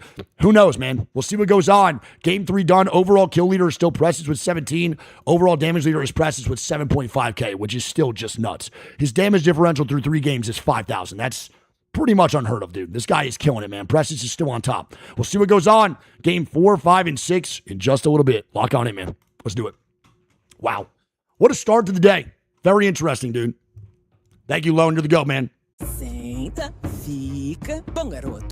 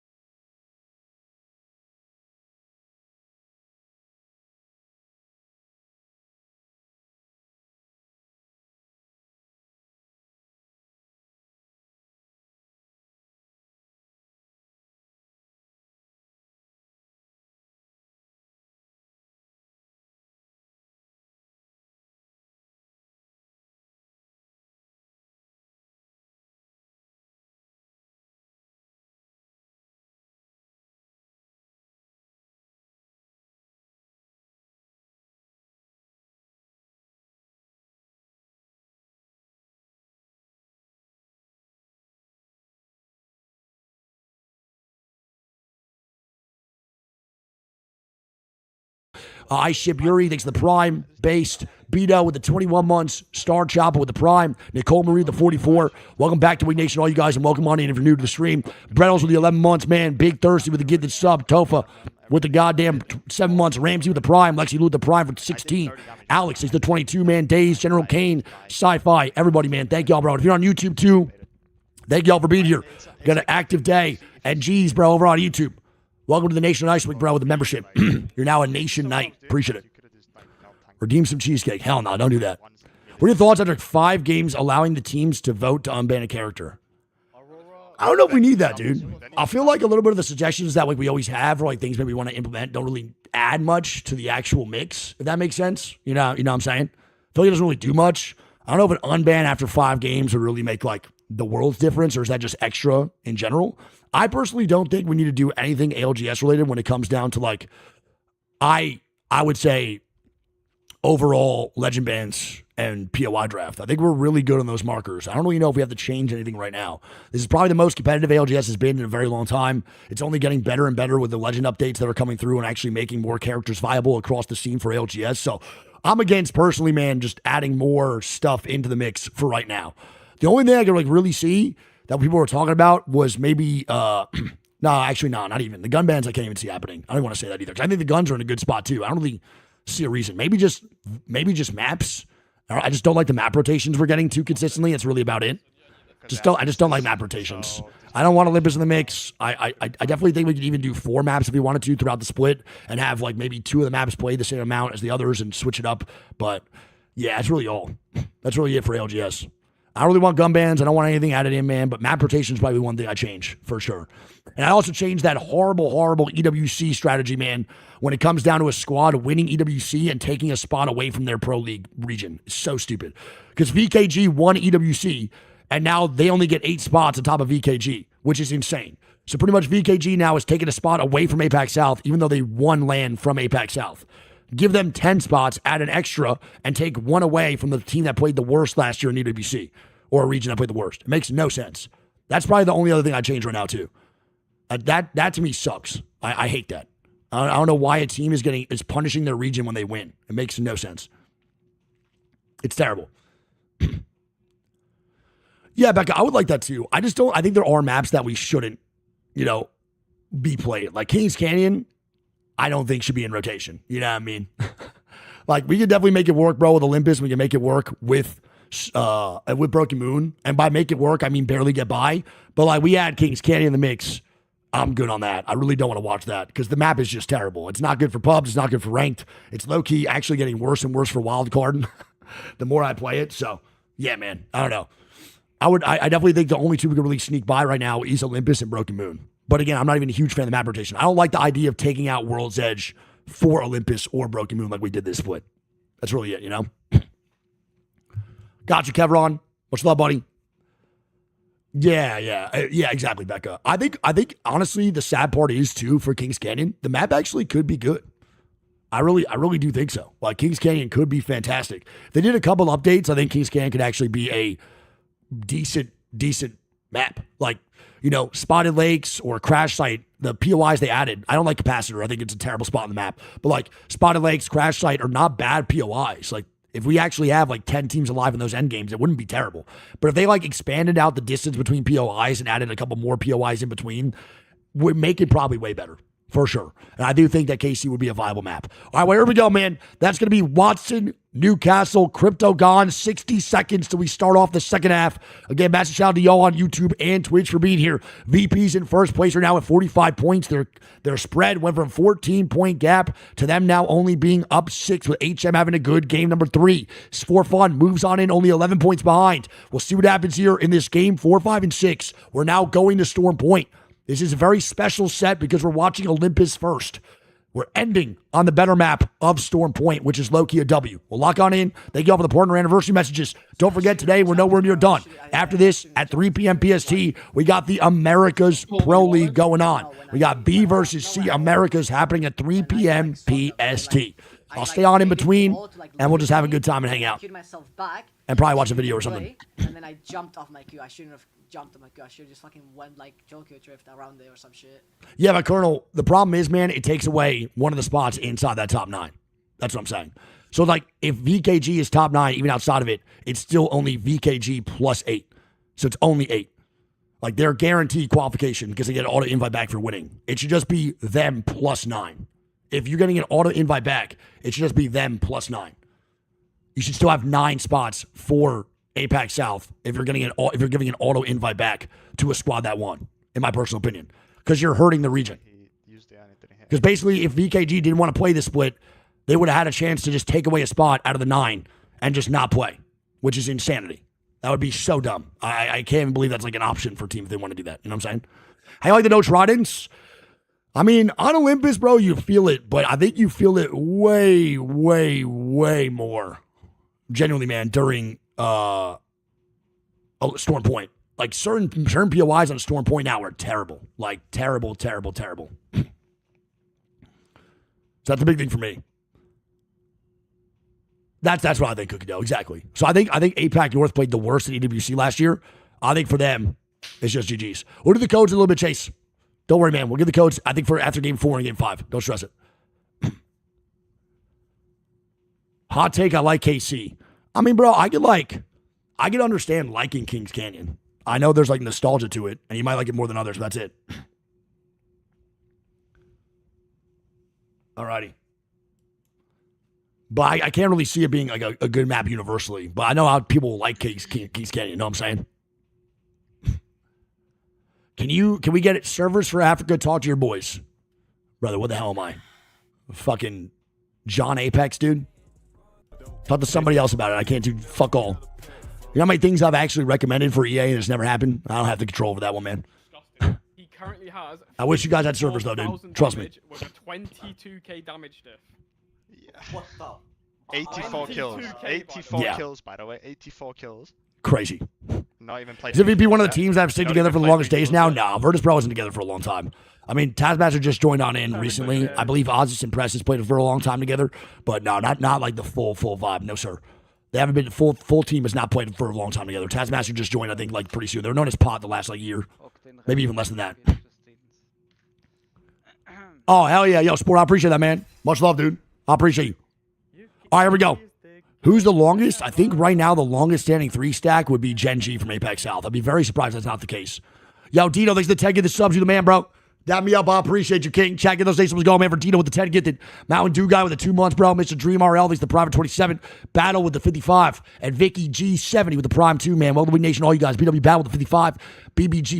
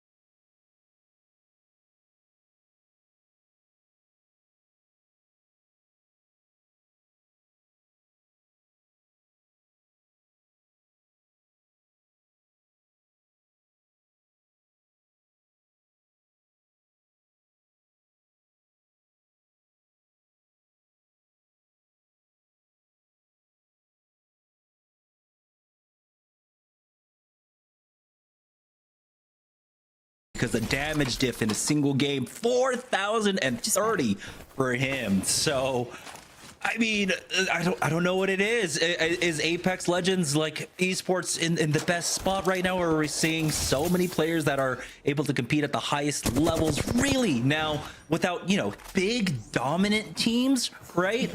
Out of each region in Americas and EMEA. Now you leave the stage open for so many other players to take the highlight. Yeah, solid note from production, though. I do want to say that it's since year 3. I don't have any historic data prior to that. And sometimes it's always for like last week, but a good look at to where the circle is going. And when is the last time I've had a circle in this area? Dude, it's been so long. And for Alliance, who's got North Pad alone, they don't have the Vicious chowing them over there like they did in match day number 8. The Vicious actually lock into Lightning Rods. So some stellar rotations for them as everyone's getting on the move quickly. Okay, I was watching Alliance there. We had actually one player isolated in ECLIPSE NEEVEPRO decide, I think they just ballooned past. I thought maybe it was an Axel jump on top of him, but no, it wasn't. Alliance are going to be able to stay alive here. And this is one they can slow walk in, right? Not having the chow, not having to bring in the conduit. They can play a lot more at their full strength. Speaking of, by the way, they are going for more of an aggressive comp. They've got the Alter, the Valk, and the Mad Maggie for themselves. So trying to slowly whittle away the positions that are on the northern side where you want to play a little bit on the slow side there will be great for them with this composition. They'll be able to get in close and involved in fights up against possibly ECLIPSE NEEVEPRO, Pixel, Lumina. But yeah, getting up here to wall and making sure you have a position is going to be very important. We don't see too many pullbacks away from wall. Despite what the ring has been doing throughout this split, or particularly in the second half of this split, I don't really know of too many rings that pull away from the wall like that. Yeah, it's very few and far between, and I think a lot of our teams are going to make this bet that we are going deep into wall. Unless like you play where Havoc Legends is, I think this is also a good safe spot. So if it does pull back, this would be the next place that I would go for my bets on. But you're going to have to fight for this, and it's not going to be easy, especially when you have teams that are already rotating in. You've got Virtus Pro in the distance, and they're feeling really dang good about their fighting prowess, especially if you're out here besting records and just being a menace. Look, they're going to do it, and look where they're going. They're calling wall, and they're ready to fight for it.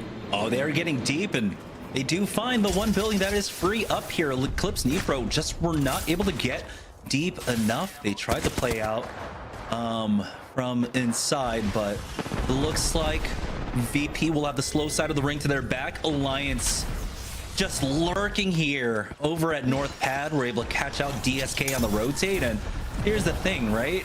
We don't have the Tridents anymore. A lot of these northern rotations were easy because you're able to use the Gibraltar, you're able to use the Trident and just kind of swerve past on the coastline. But you don't have that option anymore. DSK will get out. Hawkus took to the skies, and will try to give chase, but it looks like DSK will be able to make their way over towards Down Beast, and never mind, Hawkins is still on the hunt right now, and here comes the rest of Alliance. Great damage out here. It looks like he was able to hit the Q onto them, slow them down long enough, and finally the rest of Alliance show up to try and clean up DSK.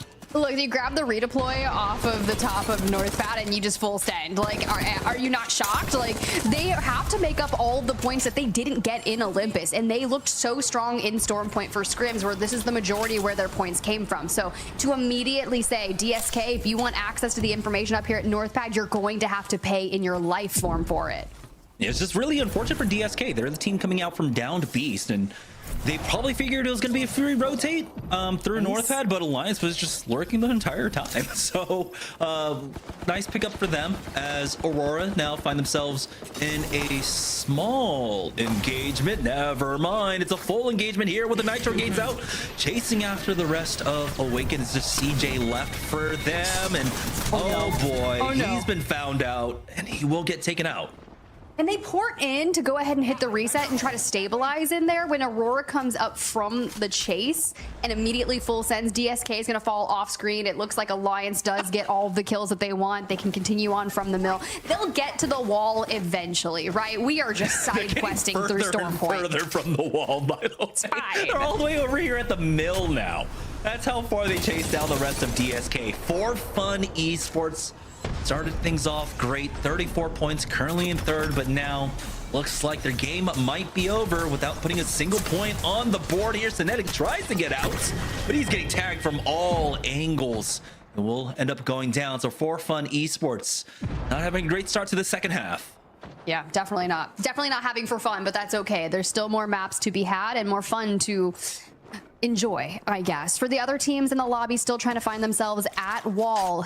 Next up, Havoc Legends. They've been holding on to this space on the outskirts. Now, have they found any real benefit from that? You're holding space, you've got longbow, you can cut off people that decide to come from these tunnels, but we really haven't seen people do that just yet. So I love that we immediately pull back into the teams that could do that, right? The Vicious, they're at the top of Black Diamond here. Ben is trying to rotate out, maybe takes a look and says, yeah, I don't think that's where I want to go. We're going the other way. Yeah, this ain't it.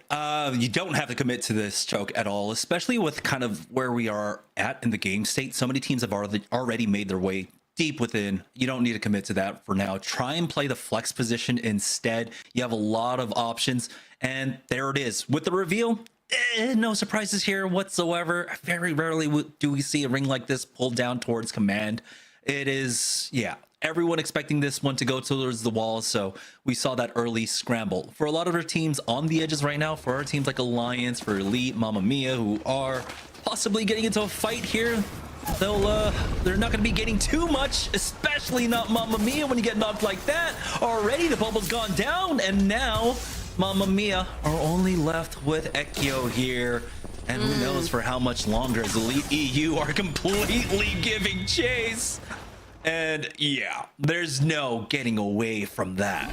This is just the storyline of today. Like, teams are running it down. You don't really get options for reset. Even with the changes of the death box recovery, you just need 7 seconds, but you can't even do that because teams are not allowing you the even shred of dignity to get back up and try again. They want every KP, every point, because that's where we're at in our season. We take a quick back look at the wall here. Pixel Lumina, Virtus Pro claiming their own kind of spots, which looks nice.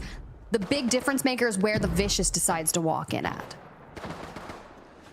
Yeah, I think for Vicious, they want to keep this slow side of the zone. They want to make sure that Ben don't come in behind them. It's a pretty free walk-in, and they will have plenty to work with as they walk in. Teams like Pixel Lumina, Virtus Pro don't have too many angles as well onto the Vicious once they do get in down that hill, so it'll be pretty nice for them.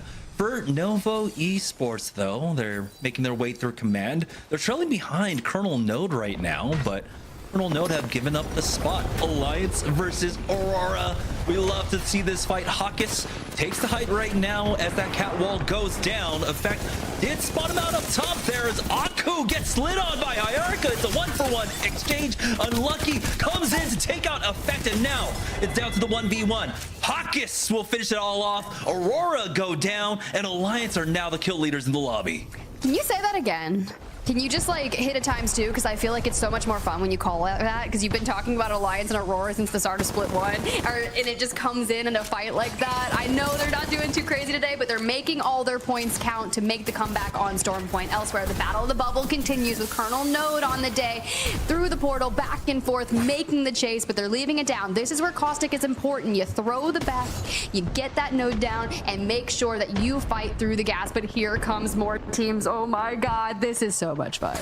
Yeah, the Seer ultimate goes down as well. Now Kuro, deep in it, gets spotted out, and oh, he gets behind cover with 2 HP. Orbit was not able to get to the acceleration gate, excuse me, Nitro gate.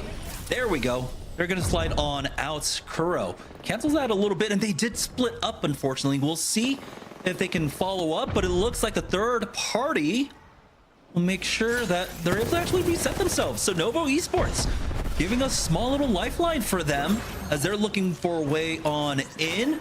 They clear out a lot of the traps, and now they're gonna work from the ground up.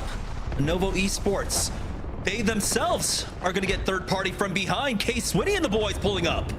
Oh, Potassium is here. Now you immediately see that K-Swinny takes a significant amount of damage, has to push back and get healed up, but they start the swing, and NOVO is likely not going to be able to stave off this push. It's just Adam, and he's holding on. 2 HP, can't do anything, and Potassium gets some points on the board.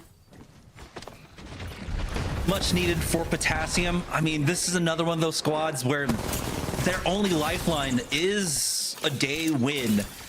And they're gonna have to start it here, only at 8 points, currently in 19th place. It's gonna be an uphill struggle. But with how we've traded wins, and you know, VP have slowed down a little bit in game number 3 at the very least, there's still a world, but it's gonna be difficult for them.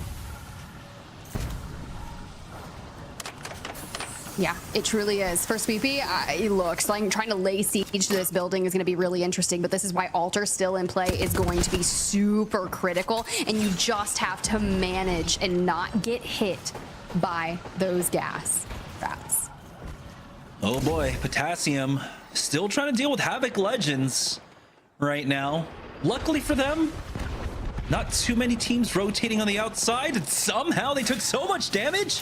It was a 3-man swing out from Havoc Legends, getting the timing. Alter ulti out of this one, and luckily for them, no one is sitting on top of it, so this is going to be a full reset, and they do it just in time as Stay Healthy decided to pull out from Command Center. Colonel Node are able to get the full reset as well. I mean, this is the crazy part, is that this is where it all started. Colonel Node in that fight in the same position here are able to get the reset. Elite EU find themselves in a fight over at Command Center, running into Mega on the other side of this one. Light does have the mobile respawn beacon, but he only has 11 seconds here to do it before the zone starts closing in. Yeah, it's been a really interesting day for Mega. We were so hot on match day number 8 in like every fight, doing all these things, right? And it's been just kind of under the radar. Now, hold on. Aku, hello? Do it again. Ooh. Immediately takes the portal in. That's where you go, straight into a caustic grenade. The chance of them getting pressed is up is going to be nice. So they're going to get him back up and make sure Alliance on the timing could not push that. Wait, no, he's still down. He's still down. Yeah, they did not give them the opportunity. Here is Colonel Node with that full reset, taking a fight once again. It's a 1-for-1 exchange until Kuro is able to get one with that knock, but now Colonel Node slides on in. K-Swinny has the HP and will be able to take him out, but for Potassium, they've got the zones coming in with them. Looks like he'll be able to at least try and rat this one out. K-Swinny will, as this fight between Alliance and VP has just taken way too long. Alliance were never able to capitalize on that knock, and it looks like VP with that caustic was enough to slow Alliance down. Those barrels, the Nox gas grenade, everything here. But now the Vicious versus Ben, big nade sends Maxim back, but they've got the man advantage here. Ben will be able to clean up one. Now Vicious are left as a 2-man.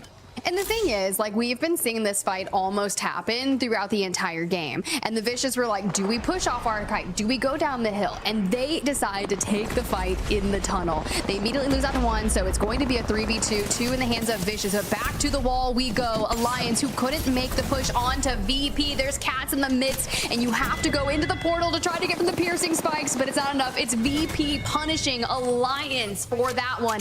And the Vicious, they fall to Ben. Why didn't they push down the hill? Like, what are those comms?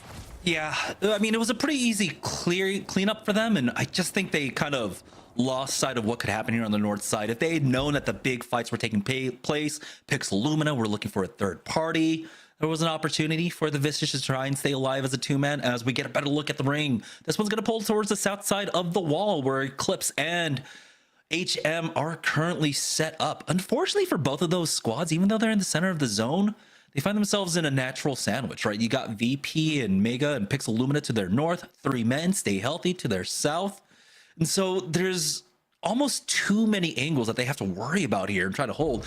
Luckily for HM, though, they do have like a big wall behind them on the eastern side that works as kind of a natural deterrence, but it's still always going to be a consideration because, again, we still have Alter in play. So these walls are, again, just ideas. They don't really exist. They're figments of our imagination at the end of the day.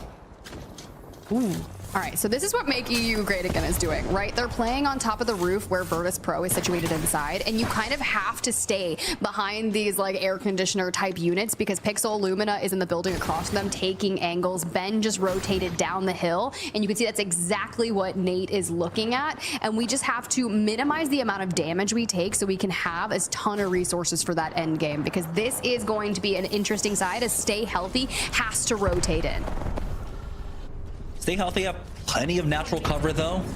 Unluckily for them, they've got 3 men and Ben off to their north and west, but let's go ahead and join them with Pixel Lumina, who have to deal with Mega and Virtus Pro rotating in from their north. They're fighting, they're fighting. Come. Thanks, so I'm ready. it's all your tricks. There's solo behind us, catcher, yeah? Oh, yeah. Okay. We can kill him, in a sec. Yeah. Hold on. Okay, come again. Phasing. I think it's a solo. He's rezzing. He's popping. He's actually rezzing. Go into smoke. Go. I don't see. I got a fucking longbow. I'm bad. I got longbow. I have chill. I'm fine. You got longbow again. There's behind us. Wall building. I'm dead to that job, maybe. Pop the shot, please. Look below. I'm drilling behind us. You're good. I'm gonna have to put you in a pouch. We might need to move. It should be a duel. Putting in a pouch. Okay. Okay. Take, please. Just take and shoot fucking in front. Meet the third. Look at it. They're in the fucking corner. Yeah, we're both weak. Yeah, heal. Bro, don't get mirrored. Don't mirrored. We need to go. They just fought. Oh, they finished. Heal up. I'm with you. I'm running. I'm with you. We might have like jump over the fence and just full send. Bro, can we play left side? Can we full wipe left side? Yes, we have to wipe left. Yes. Yeah, ball. I do. There's no one here. Okay. I'm taking red weapon. And they're going straight on in. The damage is going crazy. The end game is here. And look towards the middle. VP takes to the sky. K Swinney on the Bangalore. We saw how prevalent that was in pushing Pixel Lumina away when that ultimate came in. The lone Bangalore, but down we go. VP are gonna have to be careful. I don't know if they actually got the scan onto Pixel Lumina on the other side of this wall, but they have confirmation that there is a player there, but they are getting burned from right underneath. The riot drill's doing massive damage for HM, allows Pixel Lumina to play big. You got the infinite ammo on this Kraber. They've got space, they've got time, and they've got a pileup of teams on the north. Pixel Lumina, things were getting a little out of hand for them. You saw them that they were trying to pull at too many strings at once. Oh, come on. Only 120 there. But they ultimately were able to find a great spot and all the loot here. Mega gets knocked out. Trix is able to finish off Nate. And now Pixel Lumina, a squad that I thought was on the verge of getting knocked out at the beginning of the day, might be able to secure a spot in our regional finals, especially with the win here. I mean, look, you're really letting Tricks up here, a little squirmy Wraith with an infinite ammo Kraber to overlook the wall. Like, that's insane. And mind you, Pixel Lumina, they've moved up. They're in 22nd place on the series. They're trying to fight. How many points is the difference? Literally 1 series point. That's how much they need to do here today. They need to keep on improving just slightly, and a match win here in game number 4 would likely be enough because they're 7th overall on the day. Oh. On to VP. Tricks. You've got the Kraber. You don't need to get right on top of them there. You got to be careful. But now Pixel Lumina's trying to choke them out. It's ECLIPSE NEEVEPRO on the low ground here. They do have a Gibraltar, and they've got an Alter team right underneath them. They watch out for that. Barrels getting set down. This is going to be a difference. We've got 2 Caustic teams up against a Gibraltar team in ECLIPSE NEEVEPRO. And if the fight takes place here on the roof, that defensive bombardment is going to do massive damage, but it looks like Pixel find themselves a small little corner to stay alive. Barely. I mean, look at the health. And this is what Maggie in a lobby is still doing. You keep riot drilling and throwing the damage and burning them alive. Like, we have to play from such a minimal amount of space. And having that Alter team below you is being really difficult. But around we go and back through. We have to hold on just a bit longer. Audio clutter, visual clutter. The chaos is here. Another defensive bombardment goes down as the ring starts closing in. And Pixel Lumina now down to just a duo here. They might be able to find out this ramp, but AJ gets 2 knocks. Does he get the full wipe? No. Pixel Lumina just hold on. But will they be able to get the reset here? ECLIPSE NEEVEPRO are set on this 3v3 right now as HM try to push out. But ECLIPSE NEEVEPRO have the rampart walls down. Unfortunately, they don't have that killer instinct to try and finish things off. They're just going to try and slow play this one with the zone closing in. Pixel Luna are able to only get 1 res here, and ECLIPSE NEEVEPRO are able to slow things down enough with that Gibraltar, with the Rampart, secure a win here in game number 4. Yo, that's insane. You got Kashera, who literally is just sitting there with Sheila, staring down the barrels at HM. And he's like, do it. Just move. We're going to clear it out. Then immediately sets the side onto Pixel and is like, you're not finishing resetting. What do you mean? Like, we have the space, we have the angles, and a nice, clean victory there. Man, still though, AJ almost got those kills as well for Stay Healthy, but that's a great finish, by the way, for Stay Healthy to be able to rat that out to the top 4. That was a squad that's also leading the bubble at the at the bottom of the leaderboards right now, right? So again, we talked about at the top of the day, all Stay Healthy need to do is just make sure every game they come in 3, 4, 5 points, and they'll be able to close out the day and secure themselves a spot in a regional finals.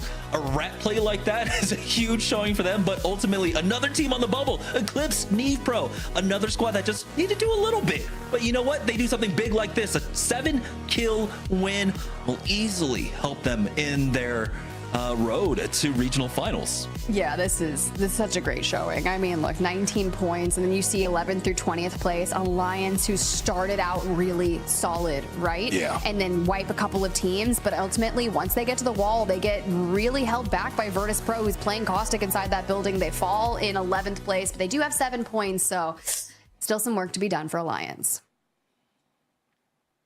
The story of today is the bubble teams, okay? Yes. They saw us, heard us make the list, and they knew what they needed to do. And so many of our teams that were fighting to stay alive for their chance in regional finals are doing exactly that. Strong performance out of Pixel Lumina, strong performance out of ECLIPSE NEEVEPRO. I mean, look at what that is doing to our standings as well. ECLIPSE jump up 5 spots, putting themselves in top 5, tied with ForFun Esports. I mean, Jamerson, what is going on today? Yeah, I mean, it's almost like you can feel everyone's like Reiatsu, right? The spiritual pressure, but it's not that, it's desperation just to stay alive. That's what you're sensing in the air. That's what the air is thick with right now. And it's worked out. Like, people are channeling that desperation. They know, right? That it's not at this point just staying alive to regional finals, but also just setting yourself up in a really good spot, because beyond that, again, like Apex, there's always another mountain you have to climb, and once you make it to regional finals, now you need to look at top 8. So you do need to set yourself up. You need to have these big games. You need the win at the end of the day if you want to have a shot at making the top 8 to make it into EWC. Listen, I was just going to shout out Pixel Lumina there because they're now in 19th. And OAH down is in 20th. So like things are starting to shift here, Tiff. Pixel Lumina is doing exactly what they needed to do. Yeah, and this is why it was tough for those teams that were in Group A that just have to sit on the sidelines and watch, like Orgless and Hungry and Zipline Mafia, because these teams knew what was at stake. They knew they had to perform, and to come in, grab 2 top 3 finishes and get kills in a match 3 where you go out in 8th. Look, they know what it's going to take, and they're trying to make it happen. Look, you've got nothing to lose at this point, because what's the worst thing that's going to happen to you? You end up in Pro League qualifiers? No, you don't want to do that. You want to just at least get into the regional finals and find yourself competing for Split 2 and not having your, like, oh God, those Pro League qualifiers, man, they are wild. They are. And we're also taking a little bit of an early look at our kill leaderboard because obviously, like you guys were talking about in the last match, not only do we have 2 single individual records being broken by Prestis today, and you can see that reflected here with the 18 kills, but we also need to talk a little bit about ECLIPSE right now, Tiff, because you talked about the Vicious. They have been absolutely scrapping all day long. They have been doing more than what they need to do to make sure that they are in the discussion here for regional finals. And look at what ECLIPSE has been bringing to the table here with the KP. I mean, this is just insane. Yeah, it's really nice when you look at it because he's like got 14 kills down there, but Hoodie is at 16 assists. So this is a real coordinated effort throughout the teams. And, you know, Hoodie, this is exactly what it looks like when I play the game too. I understand completely. Yeah, we are valuable to our team, but it is a coordinated push. And it's unfortunate that they did fall to Ben in our most recent match because they could have definitely pushed down that hill and maybe gotten a few more points, which would have kicked them even further up the leaderboard because we've fallen down to 6, which is not bad by any means. And with 2 more maps to go, I think we boost these kills and I think you keep full sending. Yes, I love it. I love it. And of course, you know, we're going to keep reminding everybody at home because this date is right around the corner. So make sure you mark your calendars. Tickets for Split 2 playoffs will be available starting next week. Make sure you're checking out our social media and the web for all of the latest details on where you can get those tickets to see ALGS obviously live in Las Vegas this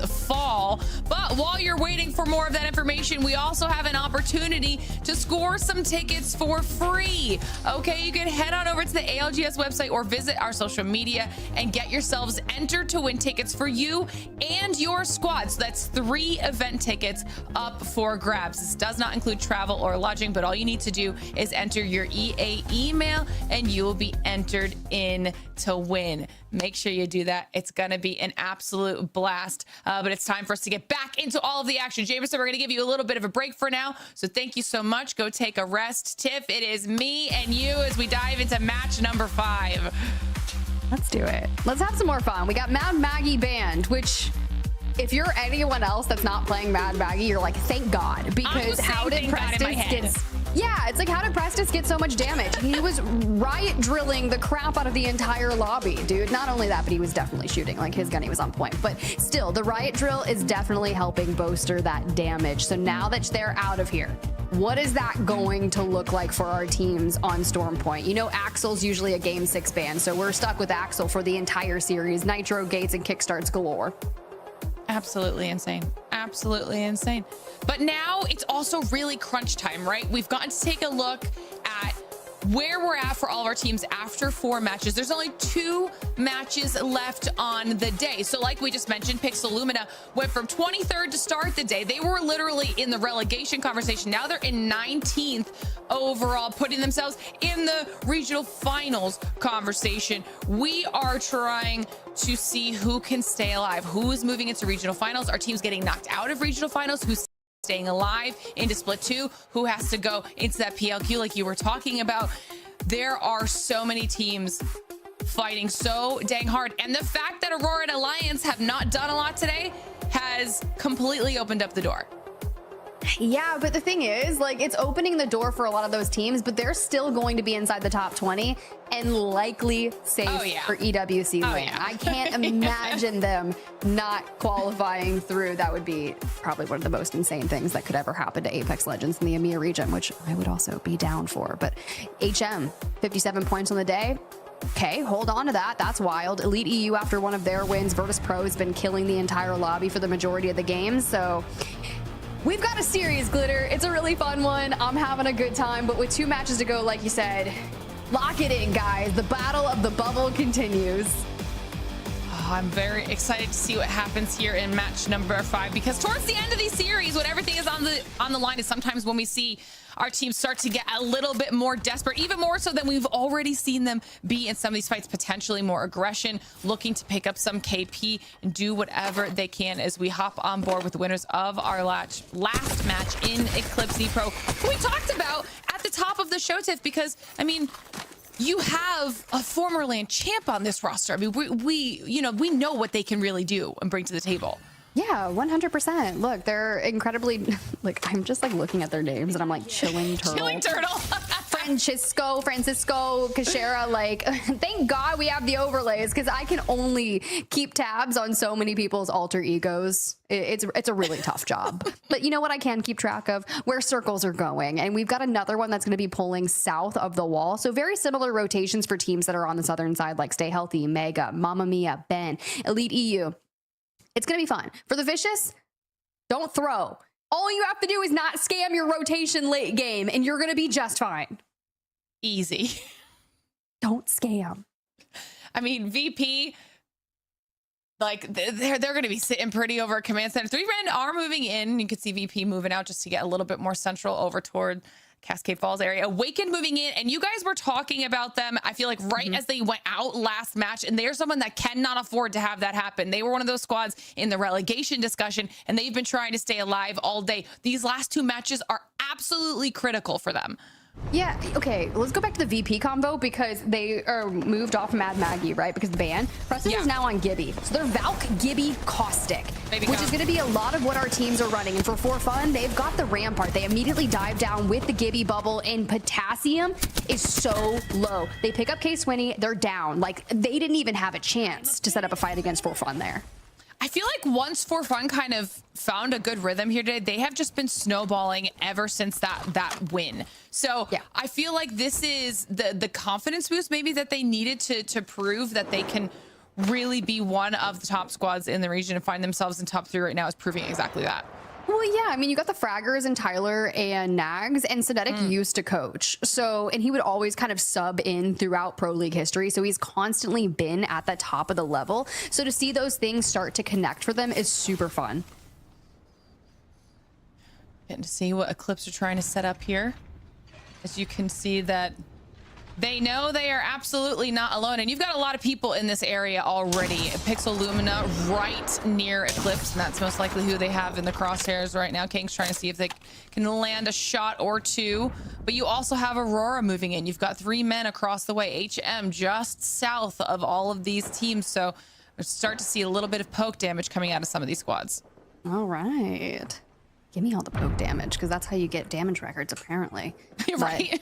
Yeah, break some damage records. Look, we've had it broken so many times. It's like back to back. It was Zuni, and there was Mikey, and we're trading regions. Like, who at the end of this year is going to be the one to really, truly claim it? And I was impressed the first time it happened, and now we're like, I don't understand how we're multiple times in now. Records are meant to be broken. They're just benchmarks that we're trying to eclipse. Oh, Alliance. All right. Unlucky here on the altar, kind of setting their sights. We got pings going through. The ult's coming out, and this is where Unlucky is on that like aggro character for Alliance, can easily dive through. But I'm just curious, like, the call-outs, because honestly, if I'm having Legends, I'm running from Alliance. We don't want to give up these early game fights and be one of the first 2 teams to go through. Yes, absolutely. Especially if you can figure out, obviously, that it's Alliance given the position of where they both are on the map, the likelihood of that. But at the same time, Havoc Legends, I feel like they also can't afford to be super conservative anymore. You need to get some sort of points on the board. So if you find an engagement that even is working slightly in your favor, are you almost like forced to take it because a safe 20th place doesn't really do a whole lot? You're also getting relegated. So these are the fights that you're going to be taking once you have to run through Pro League qualifiers again for Split 2. So it's almost like practice for Split 2 for them. It's definitely a tough spot to be in. We just got slammed. Okay. Into the waterfall we go. There's a little hot spring and a Phoenix kit. That's what I want for my life. I mean, they are currently between VP, ForFun, HM, so definitely trying to see if there's any safe space for them to claim right now, or to at least move away from some of these teams who have found really successful fights all day. That's definitely not what we could want to be dealing with right now. Also checking in with Mamma Mia, a team that I was hoping would do a little bit better here today. They've seemed a bit slow, and this could be the game where they really need to pick it up. Yeah, so we were talking about that, right? With our predictions, you had Mamma Mia, and now they're, what is that, 16th place on the series, and we got 12 points through our first 4 games, so we're averaging 3 points a game. Not what we're looking for. That's 1 kill team, 1 team kill. We need more than that. We need a little bit more than that, especially with, like I had mentioned earlier, the consistency we've seen out of them throughout the split. They know they can do it. They just really need to lock in these last 2 matches. As we get to check back in with Alliance, who have moved away and through this choke, they potentially found a caught-out player from Eclipse. Well, they did find that player. They literally shot him out of the side. It was duck hunt for days, and now we can kind of keep moving from that. For Alliance, they were taking side quests throughout their journey and taking fights that they could to get into that next circle. We're looking to clear out the western side. You can see them on the screen, just barely on that dotted line. Pixel Lumina scouting. But if we clear this out with the way that circle shifts towards the west, this is nice. But I am worried because Alliance does have at least the Gibby for the bubbles and maybe some space out there. But for the other teams that are going to be jockeying to get there, they're on your screen. We're getting crazy. And Mamma Mia, you've got to hold tight. I feel like I might be a curse today. I should never have said anything because now they're already down to 2 and almost down to 1. But it's barely holding up, but a great shot comes through. NOVO Esports is undeterred regardless, and Mamma Mia is eliminated. That is not looking good for them, Tiff.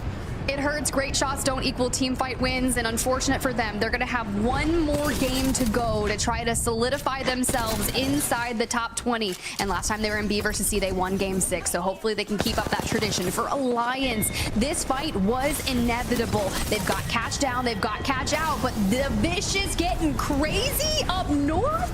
Is that an Eclipse NEEVEPRO down and out? What is going on right now? Why are we out here? Scans? It's Scans. gotta be. Yeah, it's the only reason. I mean, they're safe now. They've gotten the information. They got some KP out of it. Eclipse was trying to go for that reset after they had lost Kings to Alliance, so they were trying to be out there just to see if they could maybe get back up to a full 3. It doesn't pay off for them, and the Vicious now clear out Zeus, get the info they needed, get the loot, and they are taking that balloon into safety. There's no one in that chokey. They're going towards command center, so Vicious will be safe on the next step of their rotation. Great job on behalf of the Vicious. They've just been playing absolutely lights out today. Yeah, it's super great. Pixel Lumina do escape with their lives after that initial Alliance fight. So the duo still here. Would love to go ahead and get catch back into things, because mind you, Pixel Lumina was one of the teams on the outside looking in by just a few points. So a reset is needed, and you might have to dive over towards the wall to make that happen, or do what you're doing right here. Just actually, yeah, just on the outskirts of wall. Even better. At least they'll be able to get themselves back up to a trio. That's the most important part, as they live to see another day. Now we're checking in with the teams closer to the southwest side of things. Mega here moving in, and they are about to push into so many teams here, Tiff. This could be a little bit dangerous. Definitely. Did you see the interview with Zidane last week by chance? No. I love the player pictures that we added for this split, because I feel like him with the sunglasses on just really exudes the personality that we had last week. Oh yes, absolutely. He had his medal like right on the ready, the ALGS champs jacket sitting right behind him, and they were feeling some type of way. So double down on that energy. You got 2 games to do it. We're in 10th They need place. it. They need it. I mean, Nate was popping off last game. He was going crazy with the wingman. They were just a duo in end game in the wall, so not too great. But Havoc's got to get out of the wall. Still playing really safe and really slow for Havoc Legends, just doing what they can to try and stay alive. If Pixel Lumina turn around, then Havoc Legends will kind of have this area to survive in all alone for a little while. But then when they eventually move in, Alliance is sitting there waiting, and that is not going to be great for them. It's what they were trying to avoid to begin with, and they're going to be forced into it regardless. Okay. All right, Vicious, I'm locked in. Like, my heart rate monitor is not on, but it needs to be, because I literally was like, the Vicious is going to do this. They were tied for 20th place coming into this. They've been kind of inching into that regional finals.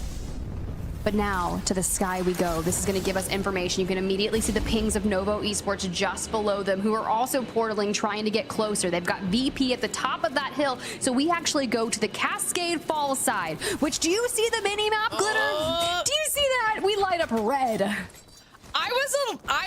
I'm not gonna lie, I was a little bit scared there for a second, but they managed to find one of the few open areas for them to land in, and don't take any damage in the sky for it either. And they are now in a really good spot for the next ring. They are near Aurora, and we see them moving through just a little bit as NOVO Esports find themselves in a little bit of a scrap. Okay. Chaotic finds one, Clutch finds another.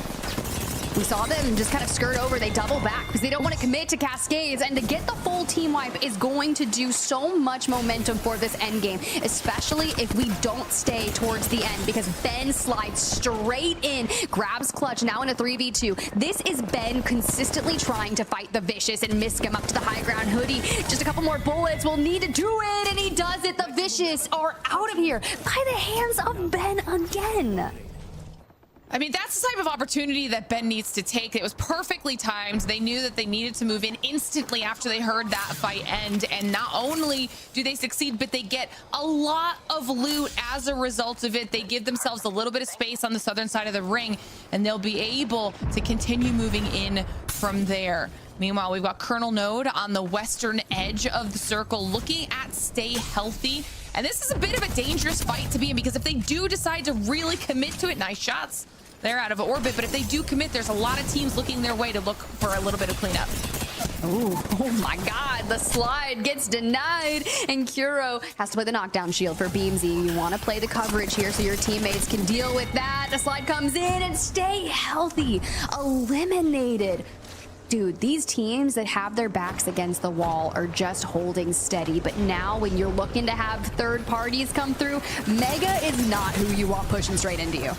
I mentioned it was a possibility. They did do a good job making the fight fast, but Mega just wants to look for blood. I mean, they are hunting. They've already got 2 of those knocks down. Gonna be able to clean up on one of them. Trying to find the solo left in Beamsy. Great decision out of Mega there to try and move in and capitalize.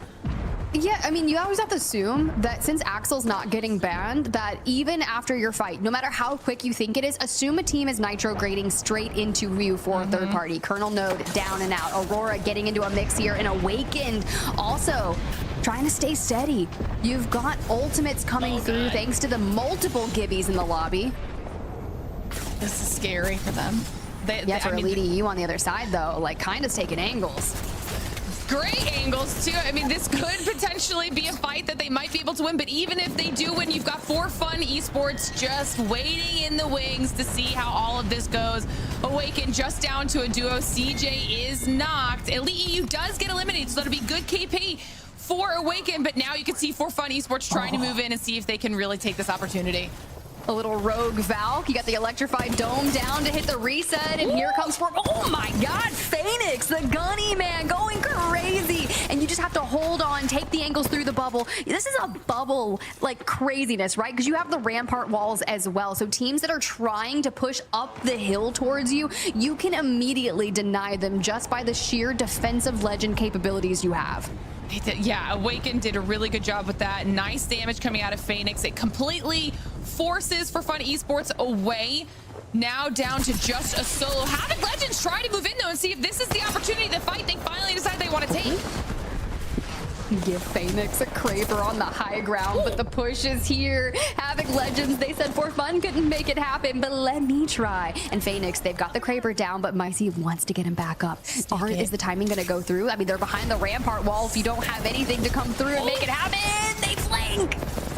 Great bubble, though. The bubble went down before Phoenix got knocked. Is it enough to give them the cover that they need? It's just down to Micey, and that was just too tough of a position. Havoc Legends do win that fight. They get that loot in that position, and honestly, they needed to do something like that. It's very unfortunate for Awaken, though. Hey, Aurora got 4+ kills on the board. We got another Sparrow sighting in the hands of Oirain.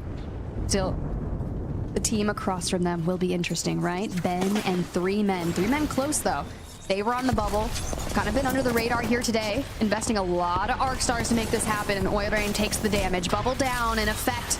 Skirting through the lines, falls. Hiarka and Oirain are now in a difficult situation. You have to make the call out. Do we just say, we abandon this fight, we go to the circle? Oh, no. They tried. They tried as well as they could to leave and try to survive. It does not work super well. HM eliminated in the process. You see Ben trying to get out. 3 men shortly following after. We're down to our top 7 teams, and people are just dropping like flies right now. Aurora might have been able to survive that chaos.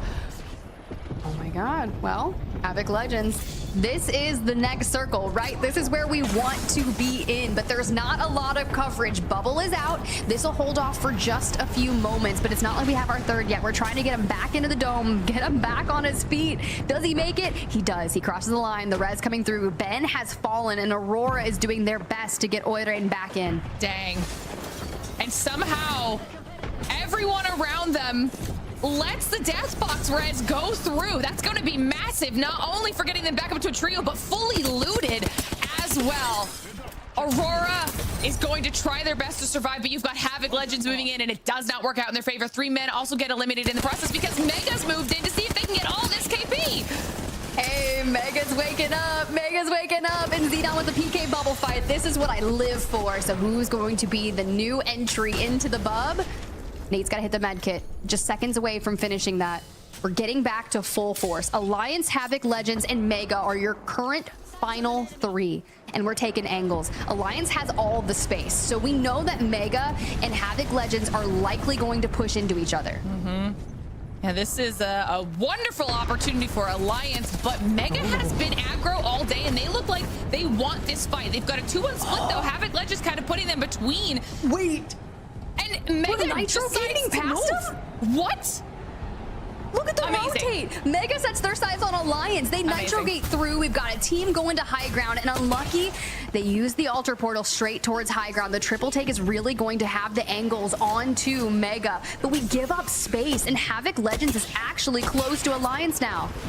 I kind of love this choice out of Mega. It completely took everybody's focus away from them for just a moment, and now everyone's looking at Alliance. Alliance is now in the crosshairs of both of these squads, and they are trying to fend people off as much as they can.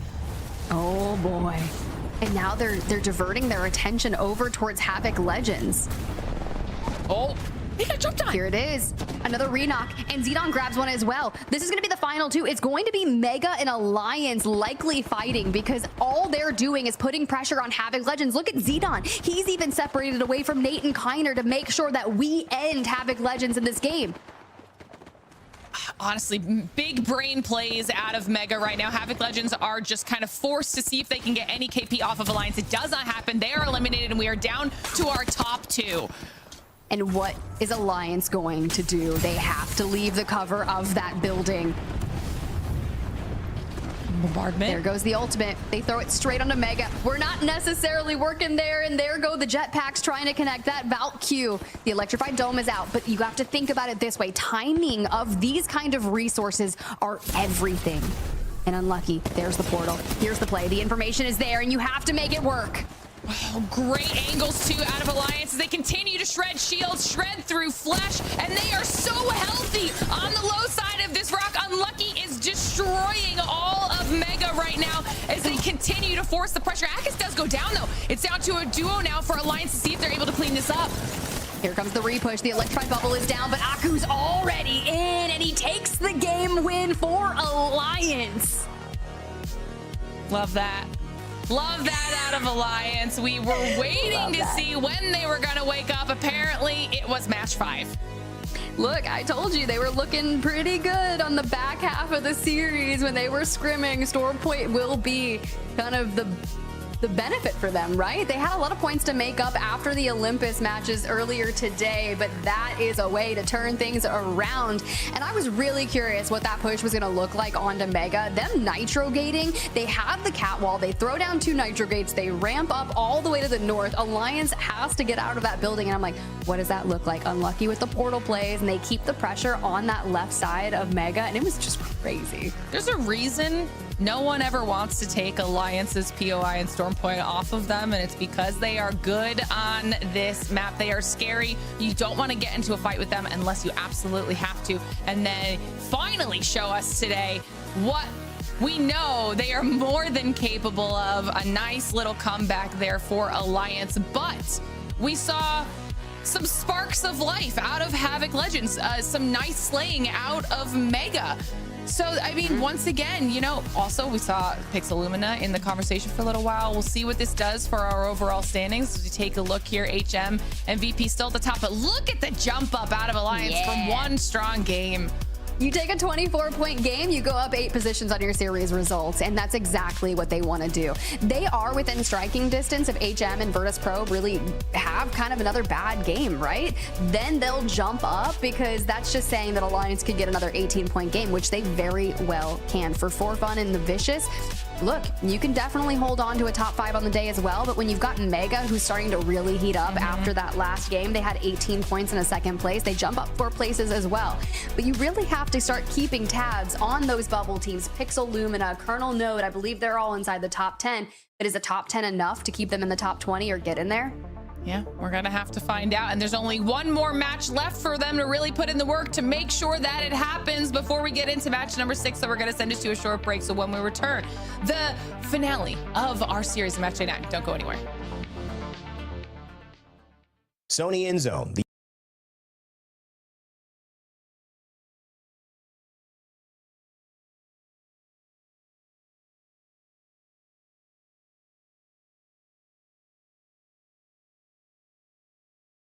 Exact same amount they had in the first 4 games, which is crazy. They almost just scored the exact same amount of points in one game than the first 3 or first 4. That's going to be Havoc in 15th, Stay Healthy in 16th, Potassium 17th, Mamma Mia 18th, Novo 19th, and DSK in 20th. I wonder what the game 5 ban is. It's Axel. So Axel and Mad Maggie gone. Watson, Newcastle, Crypto gone. Overall kill leader is going to be Prestis still at 18. They have completely slowed down.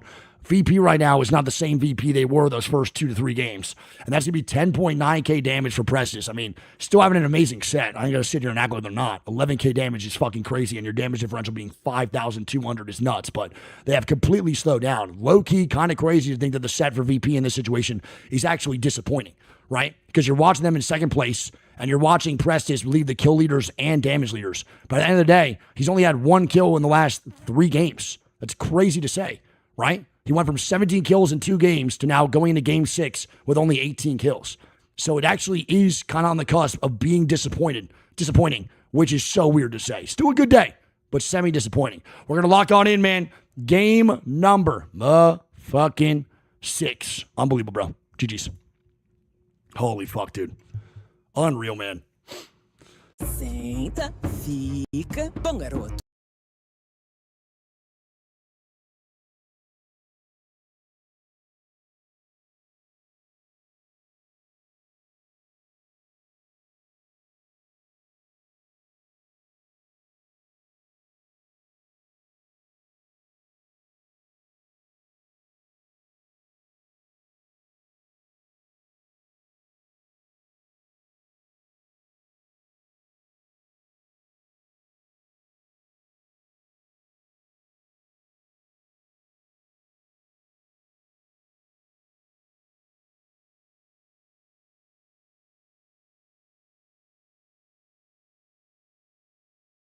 And Alliance cruise through with a W again, back-to-back, which, honestly, they do. A lot of the time, go back-to-back. They could actually take the W here, man, which is crazy.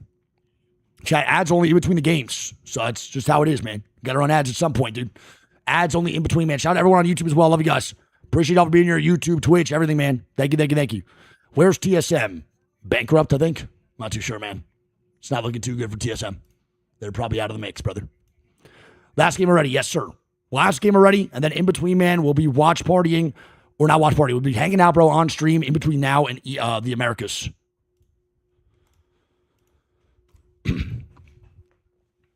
Shout out all the subs for real. Love you guys, man. Yo, Beans on Toes. Insanely valid name, bro. That's so based. Thanks for that, Prime. Love the Nation Nights week, dude. I appreciate it. How did TSM fall off as an org this hard? I don't know, dude. I've heard rumors, but I ain't gonna talk on them. But just not great leadership from what it seems like, dude. Which sucks because, I mean, yeah. From what all the winning teams they had, and even like their fighting game competitors, it's kind of crazy. How stacked is the U.S. lobby? It's pretty stacked. I think right now, man, it's probably one of the most even splits we've seen across the board. I mean, I said that last split, but it's just getting more and more evened out throughout the world. Like, internationally, the teams are getting better and better. EMEA, I think, was maybe in the gutter, like all the way down. I would say probably the worst region in the last, like, year and a half.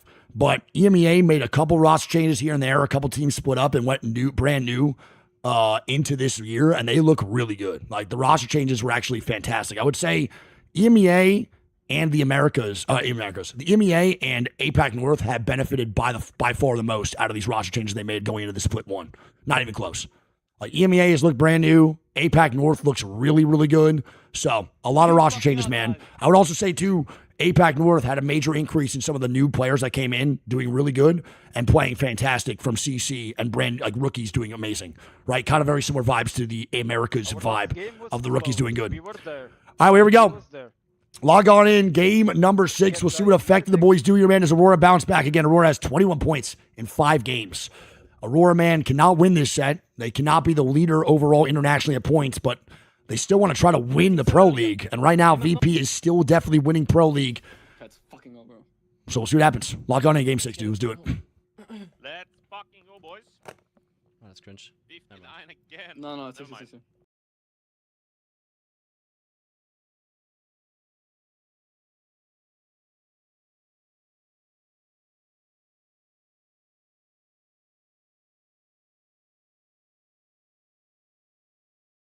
Get the match win today, which would be a great way to recover this split for them, which is a weird thing to say, right? Because in the past, in last year, split 1, split 2, they were winning 50% of the time, half the match days. That's what their baseline was coming into the split. With the big changes though, it hasn't been the same performance, but here, this is where they can salvage, which is still an odd thing to say, this split for themselves and ultimately end out the regular split with 2 match wins.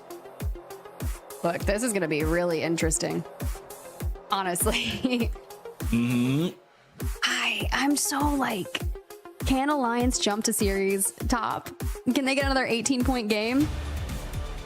The thing is, with where Virtus Pro is sitting though, I don't know. Yeah, I don't think Alliance have an opportunity to try and overtake both Aurora and VP.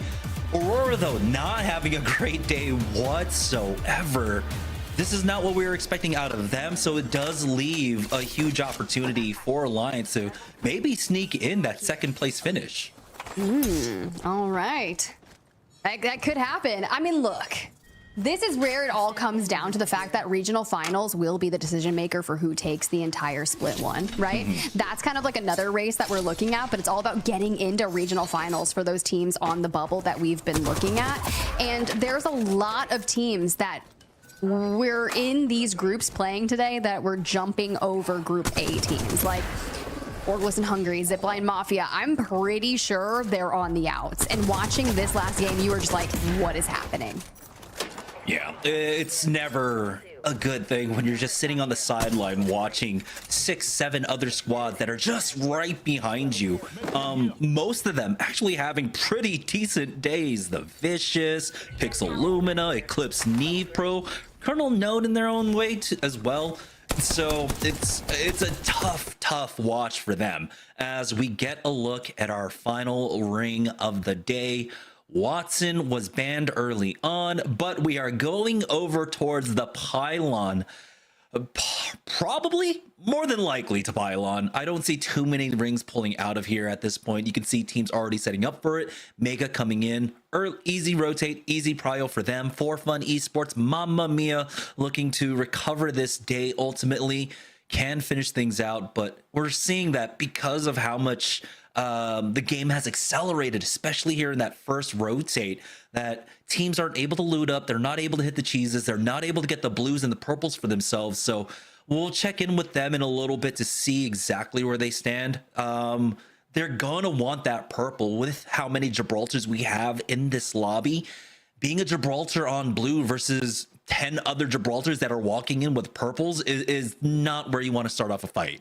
Yeah, honestly, I'm still keeping where Ben is and where the Vicious are, because that seems to have been a little bit of a personal vendetta for the last 2 games on Storm Point. So knowing that there's a likelihood of those two battling, even though they're very far apart, will be something I'm keeping my eyes out for Novo. You got the Seer ultimate down.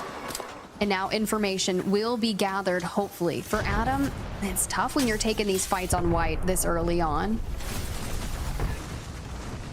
It's just because you're not afforded that time. You don't have the time to go hit an extra Evo cache to make sure everyone's at least sitting on blue. So it's very unfortunate for them. Here's Awakened.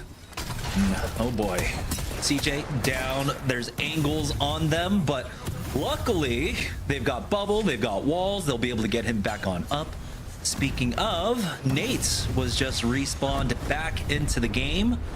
And so we are up to a full complement of 60 players here as Colonel Node end up walking. Oh no, Kuro was just caught in the middle of 2 teams. He'll get finished off, but Colonel Node should be able to back away. They have plenty of res opportunities for them, moving their way over towards the mill, but it's going to be Awakened, the first team to go down. Awakened are down and out, and I think they were outside the top 20 in the overall EMEA series. So will they avoid relegation, or will they have to go play Pro League qualifiers? We'll tune in with that after this match day, but I do not believe they will be qualifying for regional finals. For Potassium, trying to pull something out of absolutely nowhere. Need a banger game. Yeah, for Awakened, they needed at least, I believe, a 2nd place finish on the day to avoid relegation. So I'm pretty sure they're going to Pro League qualifiers here. So it's very unfortunate. For Potassium, this is another squad. I don't even think a win here will allow them to avoid relegation. And especially not when Aurora jumps on top of you like that and you get finished off. And it's just a very unceremonious end for them. Yeah, it is kind of dire. Aurora, 14th place overall on the day, getting Mixie, trying to finite this one, but Hyarka takes a ton of damage and clears out Potassium.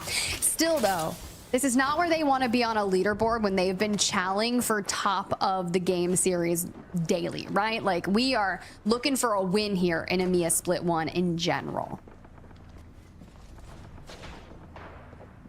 Yeah, it's just been difficult rotates for Aurora. We had those 2 northern zones, the Cascade zone, or excuse me, the wall zone and then the Cascade zone.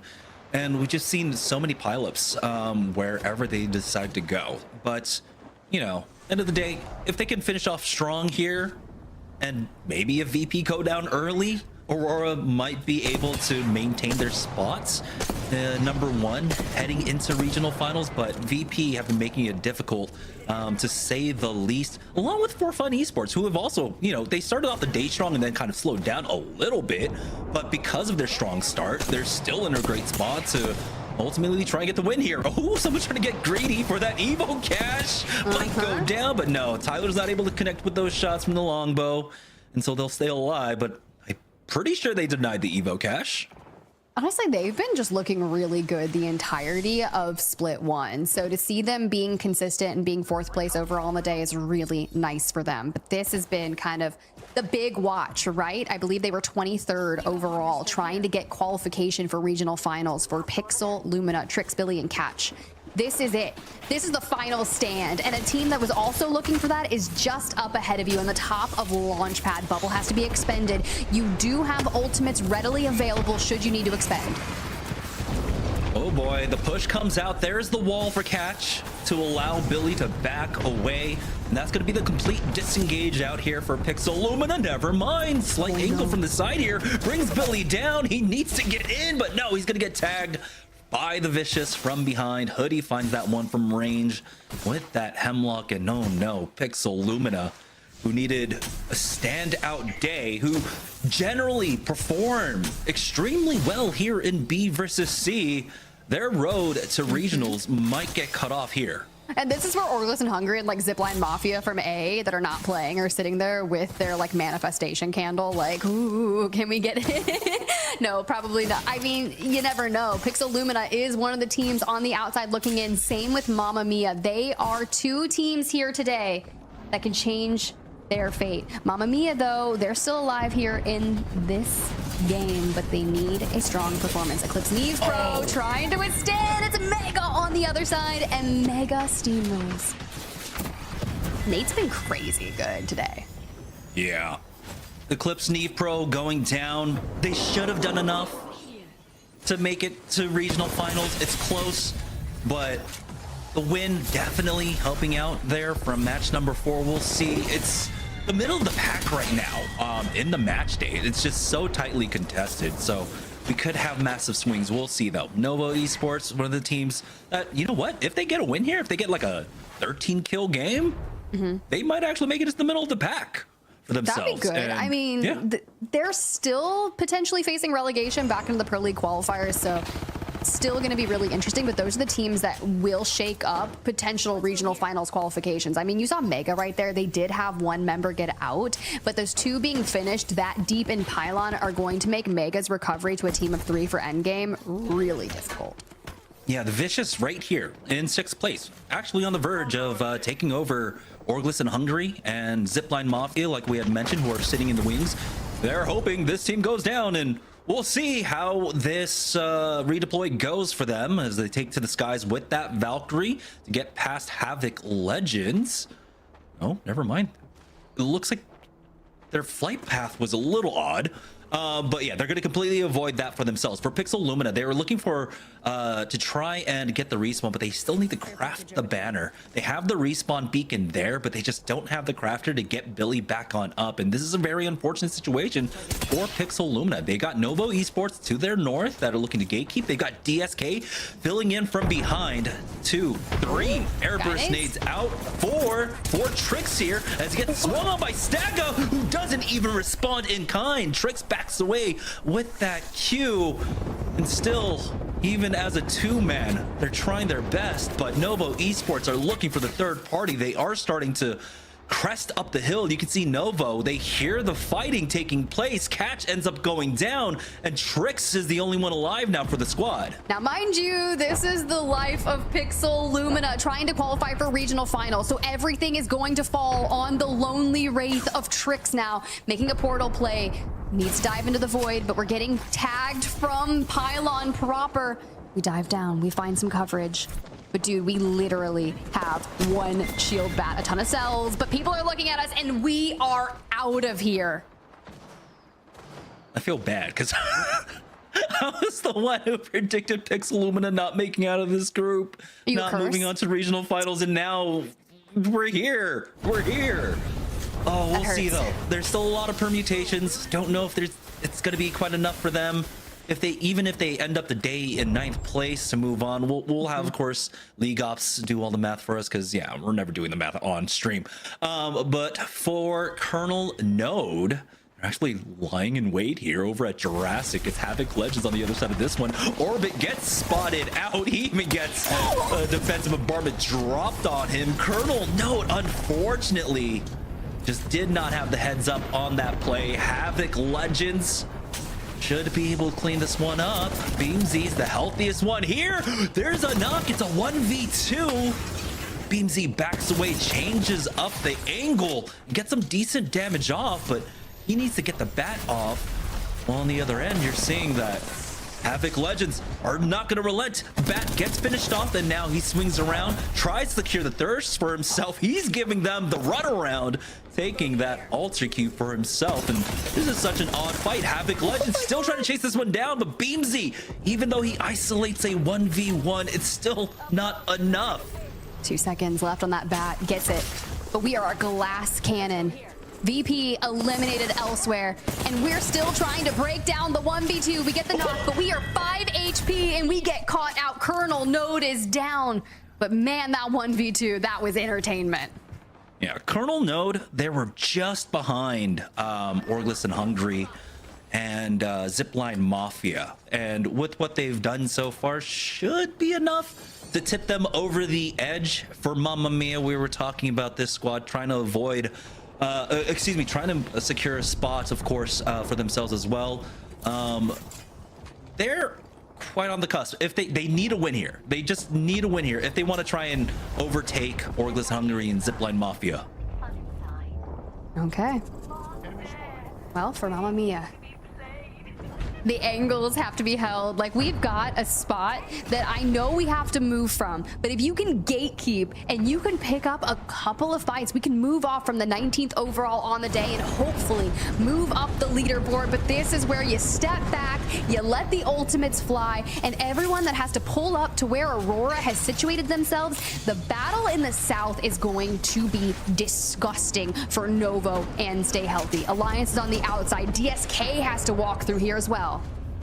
They didn't really get a time or an opportunity to top at the rain pools over here at Pylon. It's actually going over towards that north side of the zone. Alliance, remember, they're coming from far north, right? The farthest north here to make it down into the Pylon. They secured a spot here on the south side, but it's pulling over towards Aurora and where Havoc Legends were last at in Jurassic here. So this is going to be one of the maddest dashes to the finish line. We have most of our teams inside Pylon proper, about 3 or 4 more teams on the south side as well.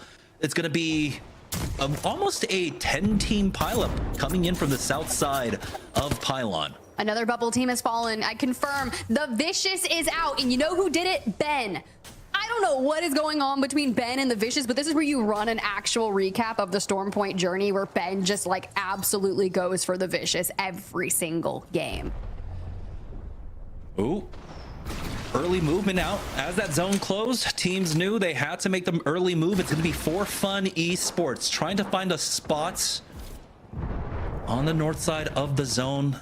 Where they land, they've got to be cautious because we got Havoc Legends playing the fence line over at Jurassic, but it looks like they will be safe for now. Alliance have made that early move as well, so 3 teams currently playing all 3 positions over there at that fence, making things very difficult for Havoc Legends to walk in from. Ooh. And I live for fights when you have to leave Pylon, because of those rotations are the most disgusting things you have to occur. And here we go. Up in the north, Alliance have made it up here, and well, good thing we've got some Gibby ults available. Little ult accelerants, just making sure that for endgame we have what it takes. Havoc Legends and ForFun are also up here in the north. Aurora hold a large majority of the coverage in that next circle, but Pylon is where things are going to get messy, and you can immediately see Mamma Mia on your screen. Let's get in check with them. HM has fallen, but we still have to navigate through Ben. They're holding him in, but this fight's gonna be real tough. Ooh, nice reinforcement. By the way, with Alliance right behind them, with ForFun right behind them, it's a 17 and 16 point lead respectively. But again, a win, that's plus 12, whatever kills, easily allow Alliance and them ForFun to try and catch up here. DSK will be the next team to fall, kind of expected. They were the last team on that southern side of the zone, walking in with the ring to their back. Novo Esports get picked apart. And speaking of teams getting picked apart right now, it's been ForFun Esports and Alliance just kind of taking turns at using the Ultra Q to peek this side of the wall to deal with Havoc Legends. I believe there's only 1 player remaining here. With that fight taking place, ForFun decide to go deeper into zone and work their way into the compound here, as Havoc Legends will get chased down by Alliance. And so now Alliance take a slight lead over ForFun Esports with that that squad wipe. And they're going to have to walk in at some point, but they clear their back so no one can rotate in behind them. For Mamma Mia and Ben, they are two teams that are the farthest away from that next circle. And knowing there's not a real clear path to get there, it's going to take absolutely everything that we have. The L-Star Kraber, we're going to let it rip around, but we are just falling forward. Black Venom, the last standing team member from Mamma Mia, can't stand the push and falls. Ben, you took down the Vicious. You've been taking down bubble teams all day. Slab, can we reset this before we have to move? There's only 2 seconds. Oh boy, he's got both of his players here, and luckily no one's chasing after this for the time being. Never mind. Ben gets sent on 3 men. We'll finish them off. Get the res just in time, but they have to walk in. They've got the bubble, they've got the defensive bombardment, they have coverage to play off of, and so they will find the spot. Elite EU just behind them. There's a knock onto Light. They also take a Kraber, and there goes the electrified bubble. Light is getting rezzed back up on their feet, but now they have to navigate this from behind the rampart wall and the bubble. 3 men are putting on a last-minute stand, and they get just a little bit of cover inside that next circle. For Elite EU, they dive towards the north and try to hold on with their chances towards ForFun. Ooh, Bangalore ultimate out. As right now, Alliance have that height, have a massive boulder to play around, and the whole map is basically their playground. There's no one contesting them because ForFun Esports gave up that height very early on. So it's Alliance just kind of controlling the battlefield here. Stay Healthy will ultimately go down here in 6th place. Alliance picking up a number of those kills as well, and they're doing a great job now of just separating themselves from the rest of the pack. They're already on 6 kills. They won the last match. They're feeling pretty hot coming into match number 6, but Babylon's with a Kraber in hand. 6 more shots to go into the top 5, bubbling down, and we missed that one. Yes, it is a little windy over here on this side of Storm Point. That's okay, because we still have 4 more bullets. Do it. 3 men inside that storage container right now, and they are completely holed up. Babylon's hitting that port to try and get deeper in. Aurora getting pushed from behind. It looks like Elite, though, will be slowed down early bubbling as they get that res onto Kinda as well. Oh, so it's all about positioning here for our squads. And speaking of positioning, once again, Alliance just have the entire map to themselves. Aurora find a knock onto Kinda and finish him off as he just got back on in. 3 men, unfortunately, just slowly getting walked down here. You can see Alliance on the left looking for an angle on them, and so 3 men are going to commit onto this fight. Oh, they straight swing onto Elite EU, and it pays off in dividends for them. Elite EU is down and out, and 2 more points go the way of 3 men. Now they can kind of revert back to their original positioning, which is basically needing to push Alliance into Aurora, but Aurora are solidified inside that building. Got a lot of utility here, different kinds. Aurora have the Bangalore along with the Catalyst wall, but the other squads, it's Gibraltar's, it's the Dome of Protection, it's the defensive bombardment ready to go out for them. Early cat wall out here for Aurora to stop this push, and that's just in time as Alliance tried to take that height away from them. They'll use that Q to avoid a lot of this damage out from the defensive bombardments, but this full engage might allow ForFun Esports to come in for the 3rd party. And it's just Aku, and he can't do enough. Alliance fall, 3 men join them, and now it's Aurora emerging from their coverage against ForFun Esports. Hyarka is down, so keep tabs on that, but ForFun is staying healthy, but they get lit up by the thermite. Oh, the bodyguard! Oh my God, the bouncer keeping them out, and it's the 3rd man. It's the Bangalore on the ground that just completely denied them an exit. Aurora will take the final win of the day in the most unexpected way. Just holding the line. I'm not letting you pass. Like, that is actually hilarious.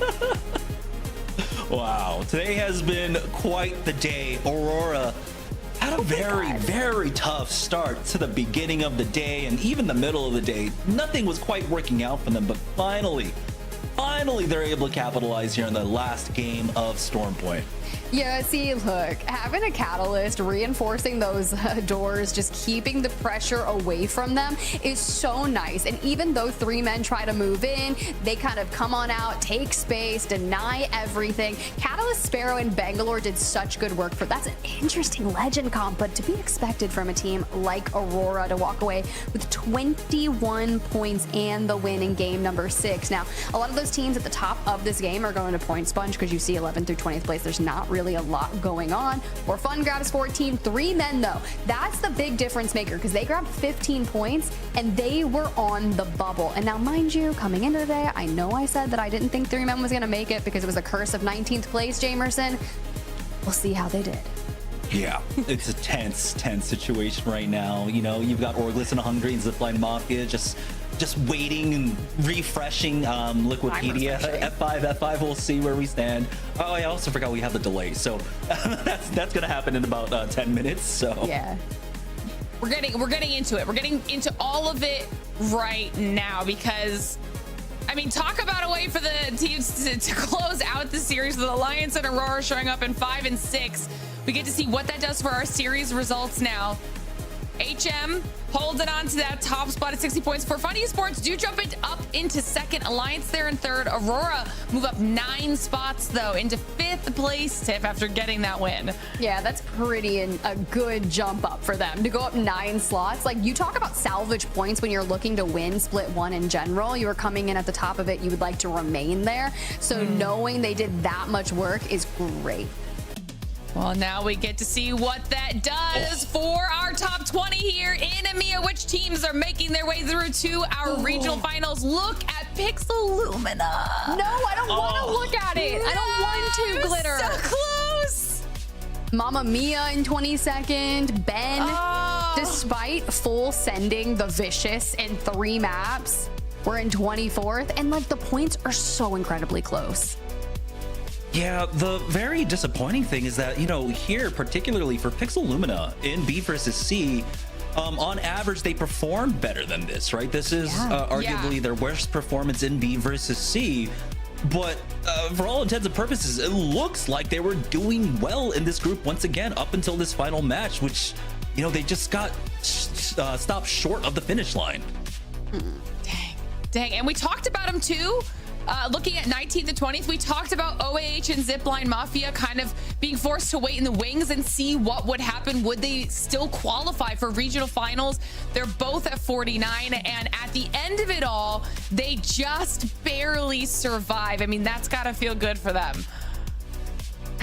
You're not wrong, but I mean, like, Pixel Lumina had 2 top 3s on the day, and 8th place with 4 kills. I mean, their floor was just really low on 2 of their games, so it was just like a roller coaster of emotions throughout our 6 games, and they needed just a few more match day points to make that one happen. But I guess the manifestation candle worked for Orglis and Hungry and Zipline Mafia. I don't know if they have one. I'm just saying that, but that's something I would do. And honestly, look at HM as well, Jamerson. After the win on the day today, that puts them up there in 9th place, tied at 82 with GG right underneath the cutoff for EWC. That's a great position to be in going into regional finals. It's 3 teams tied for 82 points you're right, as well. So that is, a tense situation, a very, very tense situation at that point of now that we've, you know, moved the goalpost, now it's looking extremely tight amongst the middle of the pack, just trying to secure a spot at LAN. Dang. That's what crazy. A day.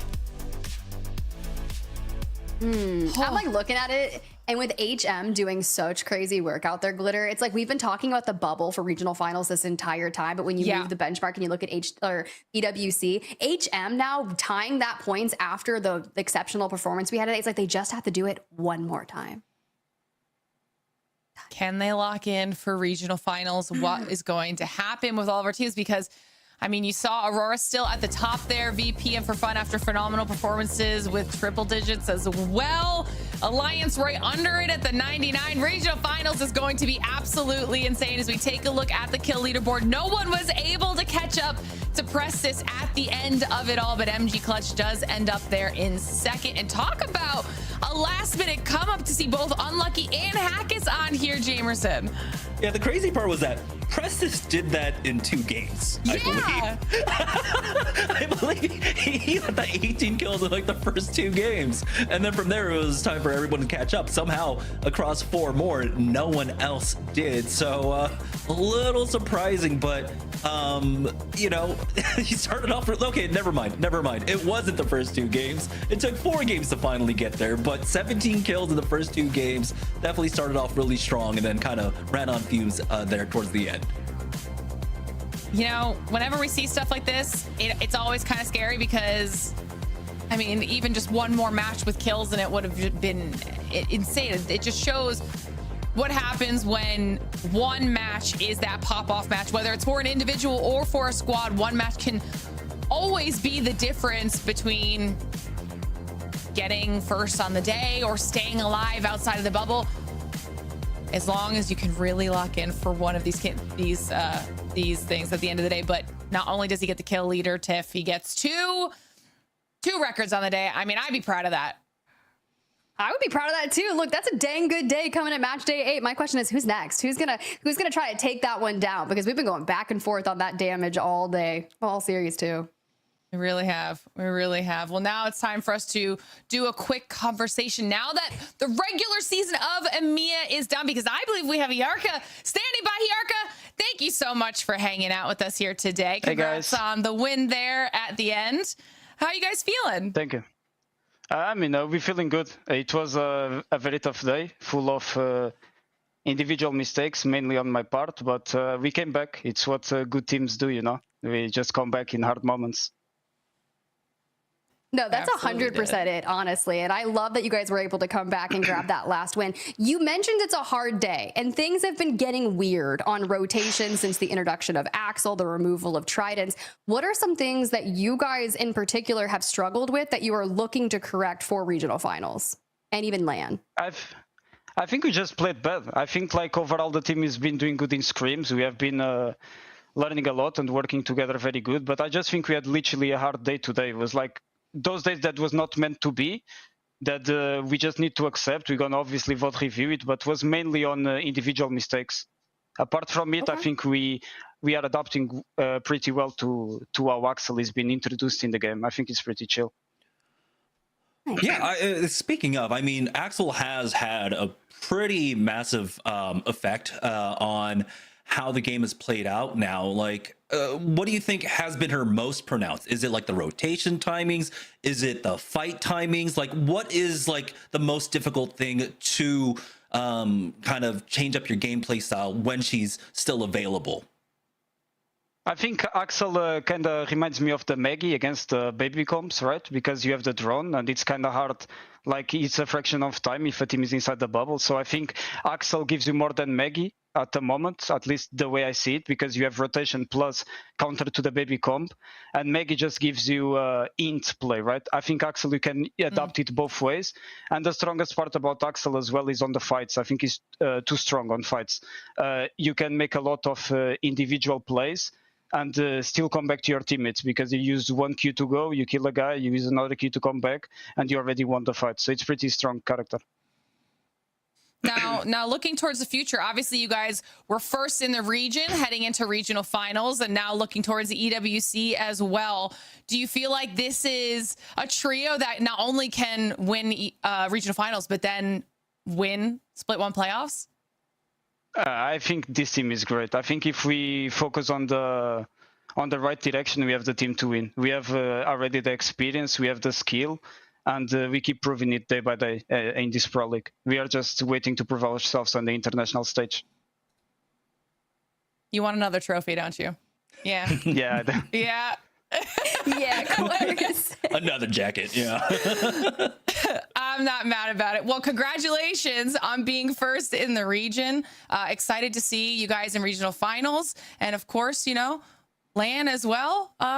Great job. Great job. Even on a bad day, like you said, I still think you did great. Yeah. Thank you, guys. All right, we're going to say goodbye for now as we take one more look back at these Pro League standings. I mean, 119 points. And when we compare that to the numbers we saw out of APAC North and South, it was 125 and 123 respectively, Tiff. I mean, we're seeing that these teams that are at the top of each of these regions were quite dominant when they were able to do that. Yeah, but EMEA is still really close, right? The 119 to 115 to 112. We're going to have a really fun showing in the regional finals. But something to be said is, even though they're at the top, they are keeping tabs on the individual mistakes and kind of correcting those. There's still plenty of time to gear up before June 7th. You've got, you know, a week to make some of those little corrections and timings. And he even took some of the load himself. He's like, you know, I made some mistakes. And I think even having ownership of that is just so mature of it. So yeah, I think they're gonna be fine. Also, I'll say, like, one thing to note, we didn't talk about scrims too much this show, and for good reason. The scrims this week were not good at all. If we're going to talk about scrims like at all, they were terrible. But I think now that we have so much more on the line, because it is going to be regional finals, because a land spot is open, the teams are going to take it a lot more seriously. So I think for those mistakes that Hyarka wants to correct on and fix, they'll actually have a good week of practice leading into regional finals at the end of the day. You know, and we did see it pop up there right at the end on the lower third of the interview. Aurora did lock in their spot for EWC, but it's not just Aurora. ForFun Esports and VP have also locked for EWC. We'll see that reflected here in these standings now. So we know 3 of our 8 teams going to LAN already. I mean, that is even more stress added, knowing that now there's fewer spots available for these squads, Tiff. To be fair, Alliance, like, while they're not like officially secured, oh yeah, they're right there. They're pretty much considered in, right? Even the Heretics, Mega after their last. These are the teams that I think are going to be the big question marks, because 85 points, then 82, 3 teams on that. Elite EU right there at 80. The big drop off is after 10th place. So these are the teams right here within that 5-point margin that are going to have to give it their all in regional finals. And it's going to come down to, you know how it is, Glitter. We've done this enough. 1 point is likely going to be the difference maker. It'll be like 1 team wipe, just staying alive, 1 more placement point. That's what's going to come down to it. It always is, and it makes it so stressful, but so entertaining at the same time to watch these matches. I mean, everyone is going to really be paying attention to that top 10 area like you were just mentioning. Huge congratulations to Aurora, ForFun Esports, and VP for clinching those spots to EWC. And next week we'll find out the remaining squads to get into LAN. But that means we're done for the show. So final thoughts of the day, Jamerson. I want to start with you for EMEA at least. Yeah, I mean, for those 3 teams, for Aurora, Virtus.pro, and ForFun Esports, right? They earned it. They absolutely earned it at this point. There's no doubt about it whatsoever. If of those 3 teams that they secure the spot before we even start regional finals. So I think everyone can give them their flowers right now. It's more than well deserved for them. But ultimately, at the end of the day, we still want to see what things look like for regional finals, because it's going to be a small kind of glimpse into match point finals when we get to LAN. And that's where we have the big questions, because match point finals, that's a different beast in and of itself. It really is. Really is. Tiff, what about you? I just think HM let it all hang out today and did absolutely the best work they could. Look, they got a top finish in match number 1. They got a top 3 in again, and then a 2nd place. Like, they knew what they had to do if they wanted to qualify for LAN. So seeing all the way that they played, they're able to withstand even losing out on players, regains, rotating in. It was not an easy day. It was very int heavy, and I can only imagine that we're going to see some of the same things happen in North America later, which is going to be, yeah. Oh, I'm excited. Yeah, it's gonna be amazing. If you guys are just showing up now and you missed what we just had go on here in EMEA, or you want to keep up with everything throughout the rest of the year, or even in the Americas, just follow us on social media at Play Apex Esports on X, YouTube, Insta, and TikTok, and then of course at Play Apex on Twitch. That way you won't miss a single second of any of the action, because that means now that we've got our top 20 set for regional finals and 3 teams confirmed for EWC, it's now time for us to do the exact same thing in the Americas. So make sure you tune in at 11 p.m. BST, 6 p.m. ET, 3 p.m. PT, just a couple of hours from now, to find out how our final region plays out and which teams will move on to regional finals. Will we confirm a few for EWC? And of course, Don't forget, we also still have a riddle to solve and a special announcement to make, and you won't want to miss it. So until then, hydrate, stretch your legs, and hop into some game of Apex. We will see you back here soon, legends.